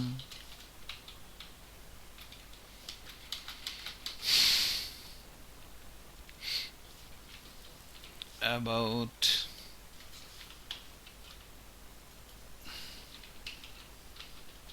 portfolio, gallery, contact. So এই টিডির ভিতরে আমরা একটা টেবিল নিলাম, সেখানে একটা রো এবং হচ্ছে 1 2 3 4 5টা কলাম। তো এবার যদি ব্রাউজারে যাই, দেখেন এরকম নরমালি আসে। সো এবার টেবিলের ভিতরে যদি আমরা একটা বর্ডার দিয়ে দেই, বর্ডার সমান সমান 1, ওকে। টেবিলের একটা ওয়াইড দিয়ে দিলাম, টেবিলের ওয়াইড দিয়ে দিব হচ্ছে 1200। এই জায়গাটার ওয়াইড কত? 1200। এই যে মেইন টেবিলের ওয়াইড ছিলাম 1200, সো এটারও ওয়াইড করে দিলাম 1200। এবার যদি রিলোড দিয়ে দেখেন এরকম আসছে, এই যে একটা বর্ডার পাইছে। এবার এটার হাইট বাড়ায় দিব। সো এই টিডির ভিতরে এসে আমরা এর একটা হাইট দিলাম, ধরেন হাইট দিলাম 50। কারণ কি, এই যে এই জায়গাটার হাইট কত? 50। এবার দেখেন এইভাবে আসছে। এখন এই লেখাগুলো মাঝখানে থাকবে, তো মাঝখানে টিআর এর ভিতরে আমরা লিখে দিলাম অ্যালাইন, এর ভ্যালু বলে দিলাম সেন্টার। এবার যদি রিলোড দেই, লেখাগুলো মাঝখানে চলে আসছে, খেয়াল করছেন? So this is the thing actually. এভাবে আমরা মোটামুটি অল্প পরিশ্রমের ভিতরে একটা মেনু তৈরি হয়ে গেছে আমাদের। Home, about, portfolio, gallery, contact. এখন আমরা চাচ্ছি হোমে ক্লিক করলে এই পেজেই থাকবে, অ্যাবাউটে ক্লিক করলে ভিন্ন আর একটা পেজ আসবে। সো হোমে ক্লিক করলে এই পেজেই থাকবে, তাহলে কি করতে হবে?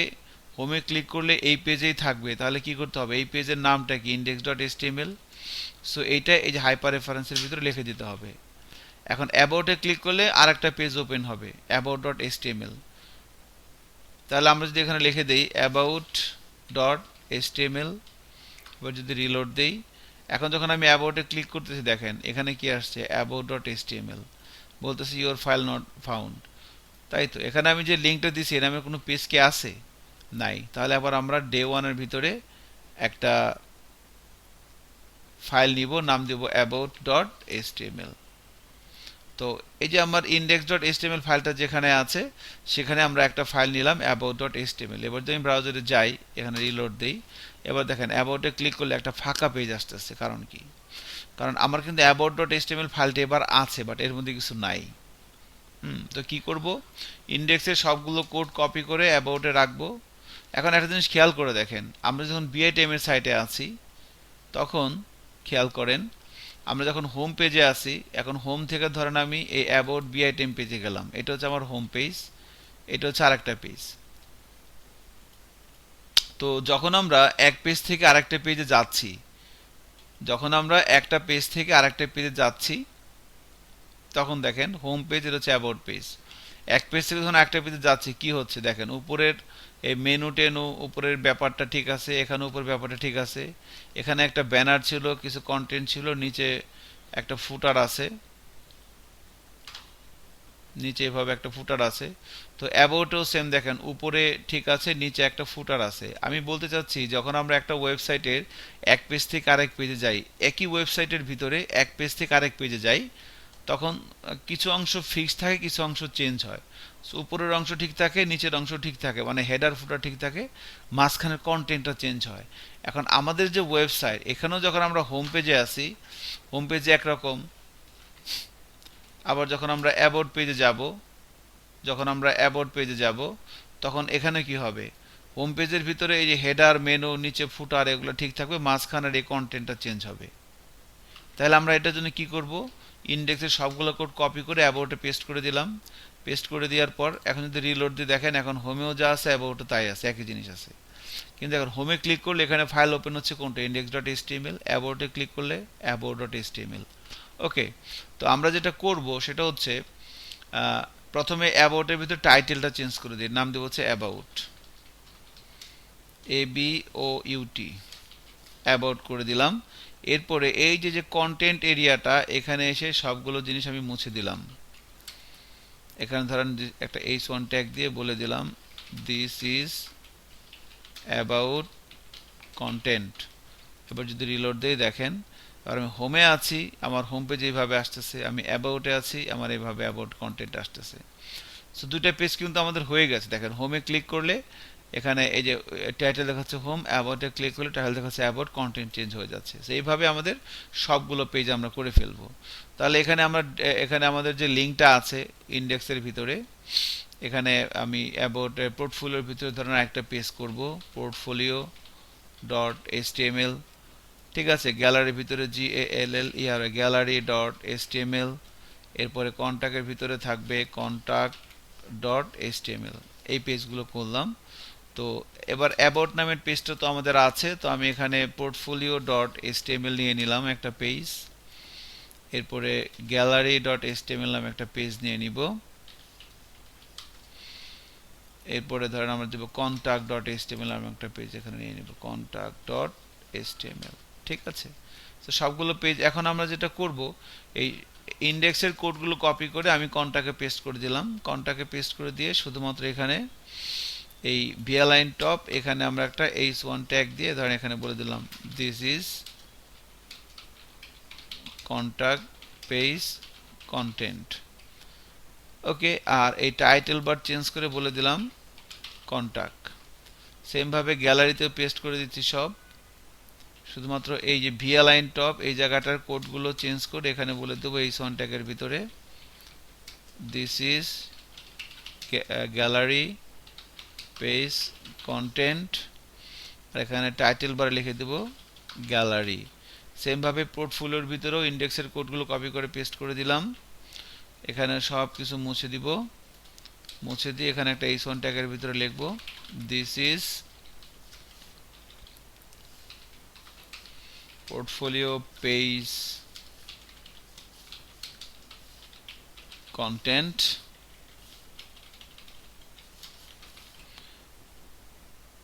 This is portfolio page content এবং এইখানে টাইটেলের ভিতরে লিখে দিলাম পোর্টফোলিও।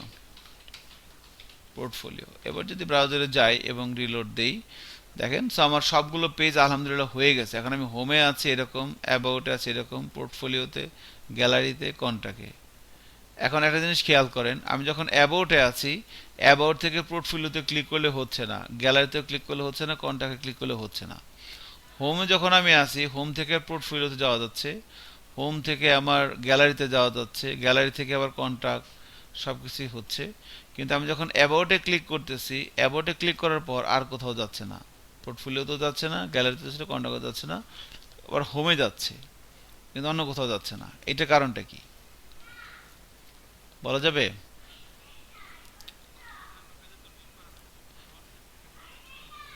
Exactly, thank you.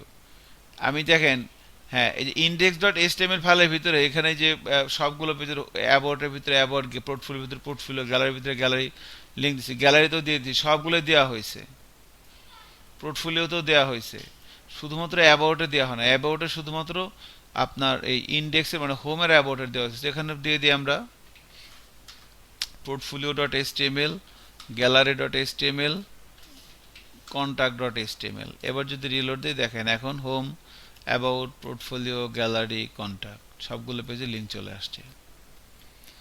ঠিক আছে, তো এভাবে আমরা মানে পেজগুলো এভাবে করে দিতে পারি আর কি, মাল্টিপল পেজ শুধুমাত্র এইচটিএমএল দিয়ে কিন্তু আমরা মোটামুটি একটা শেপে আসতেছি আস্তে ধীরে। এখন ধরেন এই অ্যাবাউট পেজের ভিতরে আমরা এখানে ধরেন আমরা কিছু কন্টেন্ট লিখবো এখন।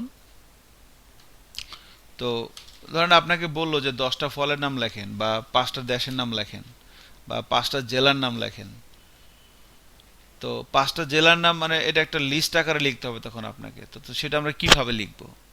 যখন বলতেছে 5টা জেলার নাম লিখো, মানে কন্টেন্ট কিভাবে লিখতে হয় আর কি।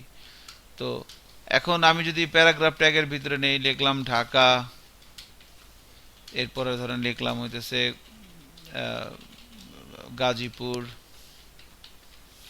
এরপরে ধরেন লিখলাম সাভার, এরপরে ধরেন লিখলাম মানিকগঞ্জ। এভাবে ধরেন আমি 5টা লিখলাম, বললো আমাকে বললো 5টা দেশের নাম, 5টা ডিস্ট্রিক্টের নাম লেখেন, এভাবে লিখে দিলাম। ব্রাউজারে গেলাম এবং রিলোড দিয়ে দেখেন এভাবে আসছে, but this is not the thing. এখানে মনে হচ্ছে এটার সাথে কোনো মিল খুঁজে পাওয়া যাচ্ছে না, তাই না? ঢাকা এভাবে এভাবে লেখা যাবে না, যখন এটা একটা লিস্ট আকারে নিয়ে আসতে হবে। তো লিস্ট আকারে নিয়ে আসার জন্য আমরা জানি যে 2টা ট্যাগ আছে, একটা হচ্ছে ইউএল এলআই, আরেকটা হচ্ছে ওএল এলআই। এই গুরুত্বপূর্ণ ট্যাগ, এগুলো আপনার লাগবে আর কি। যে জিনিসগুলো আমাদের লাগবে অ্যাজ এ ডেভেলপার, সেই জিনিসগুলো আমি এখানে বলার চেষ্টা করতেছি। So UL LI, OL LI. তো ধরেন আমি একবার এখানে লিখে দিলাম ঢাকা, তারপরে এখানে লিখে দিলাম এভাবে ধরেন সাভার, এরপর ধরেন লিখে দিলাম মানিকগঞ্জ, এরপর ধরেন লিখে দিলাম নারায়ণগঞ্জ, নারায়ণগঞ্জ, এরপর ধরেন লিখে দিলাম এখানে সরি গাজীপুর, এভাবে লিখে দিলাম। তো সেম জিনিসটাই ধরেন আমি আবার এখানেও লিখে দিলাম। সো ইউএল এল এর ভিতরে এভাবে লিখে দিলাম, ওএল এল এর ভিতরে এভাবে লিখে দিলাম। যদি ব্রাউজারে যাই এবং রিলোড দিয়ে দেখেন, প্রথমটা আসছে এইভাবে, দ্বিতীয়টা আসছে এইভাবে। তো এবার কিন্তু ইট মেক্স সেন্স যে এটা একটা লিস্ট, এটাও একটা লিস্ট। তো আনঅর্ডার লিস্ট, এটা হচ্ছে অর্ডার লিস্ট। তো এগুলো আবার আমরা চেঞ্জ করতে পারি, যে অর্ডারলি 1 2 3 4 না এসে অ্যালফাবেটিক আসবে, লাইক এবিসিডি, সেটাও করা যায়। এখানে আপনি বলে দিতে পারেন টাইপ, মনে হয় TYPE, টাইপ। টাইপের ভিতরে যদি বলে দিই এ, বড় হাতের এ দিয়ে দিলাম। এবার যদি রিলোড দিয়ে দেখেন এভাবে আসছে। টাইপের ভিতরে ছোট হাতের এ লিখে দিলে এভাবে আসে। সো কন্টেন্টগুলো কিভাবে আপনি নিয়ে আসবেন, হ্যাঁ এইটা। তো যখনই আপনাকে বলতেছে 10টা দেশের নাম লেখেন বা 5টা ফলের নাম লেখেন বা এরকম কিছু বিষয়, 5টা সাবজেক্টের নাম লেখো, তখন এইভাবে আমরা এই লিস্ট ট্যাগগুলো ইউজ করব। যদি বলে অর্ডারি লেখার জন্য তাহলে OLLI, আর যদি বলে যে আনঅর্ডারলি তাহলে ULLI। এবার সাব করা যায়, বলো যে ঠিক আছে 5টা বিভাগের 5টা ডিস্ট্রিক্টের নাম তো লিখলাম, এবার এর ভিতরে থানা, ঢাকার এর ভিতরে থানাগুলো লিখতে হবে। সো ঢাকার থানাগুলো, তাহলে এর ভিতরে আবার নেস্টেড আর কি। এখানে আবার যদি আমি আবার ইউএল দিয়ে শুরু করি, ইউএল এর ভিতরে আবার LI দেই, তাহলে ঢাকার ভিতরে থানা হচ্ছে ধরেন খিলগাঁও, খিলগাঁও একটা থানা, দেখেন এর আন্ডারে চলে আসছে। তো এইভাবে আমরা এইভাবে অনেকগুলো থানা এভাবে লিখতে পারি, ঠিক আছে। এরপরে ধরেন আমি বললাম যে রাজারবাগ, রাজারবাগ একটা থানা। তো এই যে এইভাবে লিখলাম থানাগুলো। এখন খিলগাঁয়ের আন্ডারে বলে দরকার একটা পাড়ার নাম লেখো, তখন এটার আন্ডারে আবার এখানে আবার যদি এভাবে যাই, তখন এখানে আবার ইউএল এর ভিতরে আবার LI। এখানে আমি লিখলাম যে খিলগাঁও চৌধুরীপাড়া,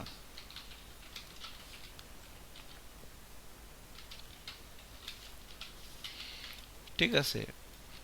এইভাবে আবার বললো যে এর আন্ডার এই চৌধুরীপাড়ার আন্ডারে আবার মানে কোনো একটা রোডের নাম লেখো, তখন আবার এখানে এভাবে আপনি আবার এখানে ইউএল দিবেন, ইউএল এর ভিতরে আবার LI দিবেন, দিয়ে এবার আপনি এখানে আবার লিখতে পারেন যে ধরেন এখানে আবার কিছুটা লিখলেন।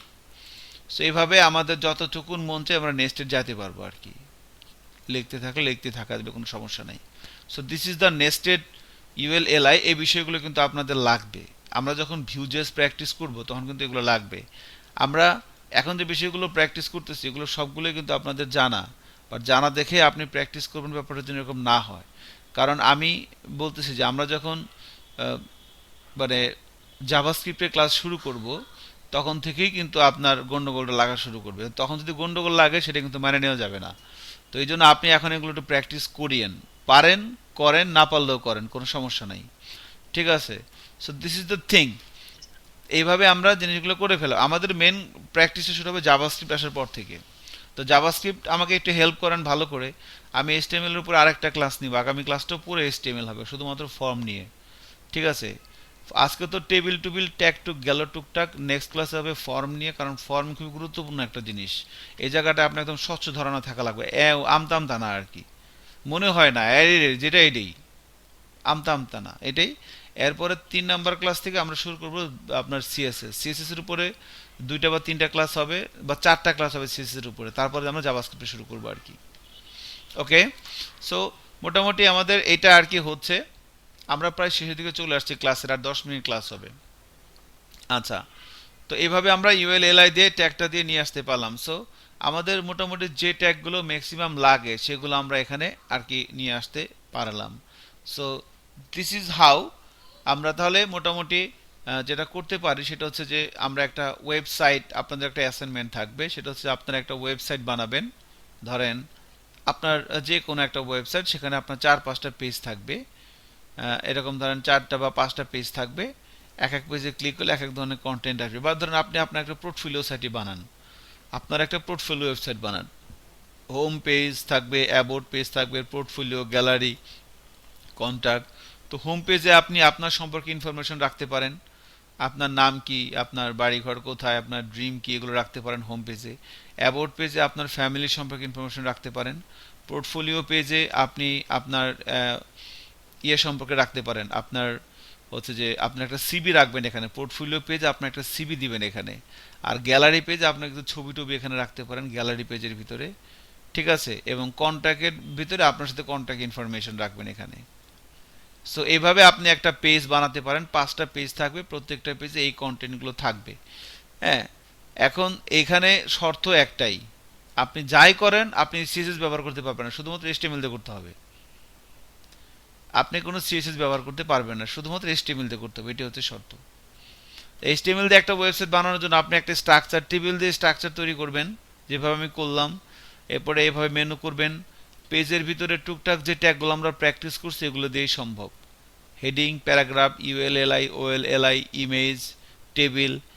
ধরেন আপনি গ্যালারি পেজের ভিতরে আপনি এখানে কিছু ছবি আনবেন, কিভাবে আনবেন গ্যালারি পেজের ভিতরে? এখানে আমি যদি গ্যালারি পেজে যাই, গ্যালারি পেজের ভিতরে এখানে আমরা কিছু ছবি আনবো। তো এখানে আবার একটা টেবিল নেন, টেবিলের ভিতরে রো নেন। এখন আপনি ধরেন এখন পাশাপাশি কয়টা করে ছবি আনবেন? 2টা করে না 3টা করে বলেন? তিনটা করে নিয়ে আসবেন, তাহলে রোর ভিতরে তিনটা কলাম দেন, একটা কলাম, এবং এর ভিতরে একটা আইএমজি ট্যাগ দেন, তাহলে তো হয়ে যাবে। একটা, দুইটা, তিনটা। এখন আপনার ছবি লাগবে, তো ছবি তো একটা আছে, আমি ওইটা দিয়ে দিই আপাতত, image slash logo dot PNG.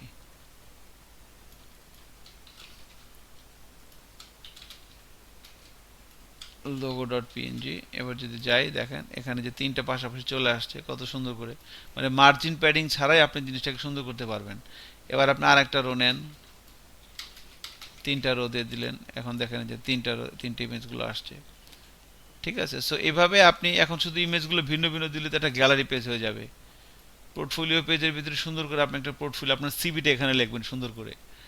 Contact পেজে আপনার সাথে কন্ট্যাক্ট ইনফরমেশন, অ্যাবাউট পেজে আপনার ফ্যামিলি ফ্রেন্ড, আপনার এডুকেশন এ সম্পর্কে লিখবেন, আপনার এগুলো সম্পর্কে অ্যাবাউট পেজে থাকবে।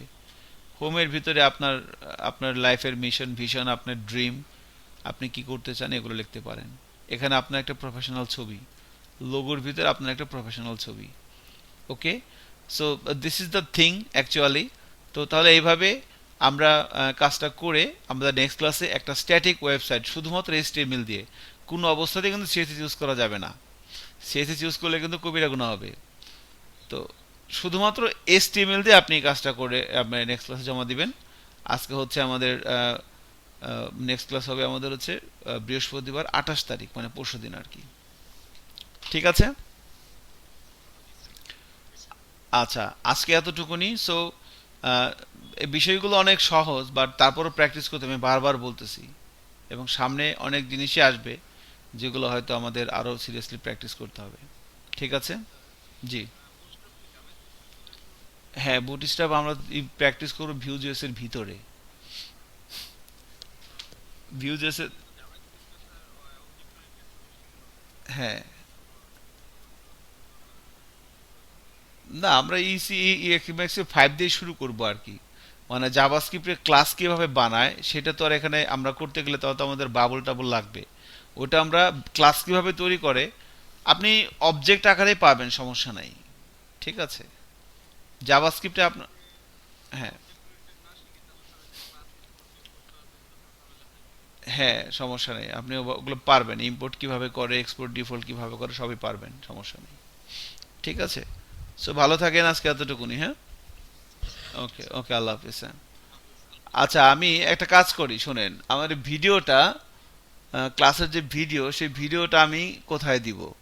আমি একটা জিমেল অ্যাকাউন্ট তৈরি করে সেই জিমেলের ভিতরে ভিডিওটা আপলোড করে দিচ্ছি। আপনারা আপনাদের সবার ইমেল অ্যাড্রেসটা এই আপনাদের ফেসবুক মেসেঞ্জারে দেন, আমি ভিডিওটা আপনাদের কাছে শেয়ার করে দিব। সো ওই ক্লাসের ভিডিওটা আমি ওইখানে আপলোড করে আমি আপনাদেরকে দিয়ে দিব। আপনার ওখান থেকে ভিডিওটা নামায় নিতে পারবেন, শুধু দয়া করে কেউ ডিলিট করেন না, ঠিক আছে? ওখানেই থাকুক ভিডিওটা। ওকে, আপনাদের ইমেল অ্যাড্রেসটা আমাকে একটু দিয়ে দেন, আমাকে দিয়ে এখানে দিয়ে না, মেসেঞ্জারের গ্রুপে দেন সবাই। ওকে, ভালো থাকেন, হ্যাঁ, বুধবার দেখা হবে, আল্লাহ হাফিজ। আসসালামু আলাইকুম।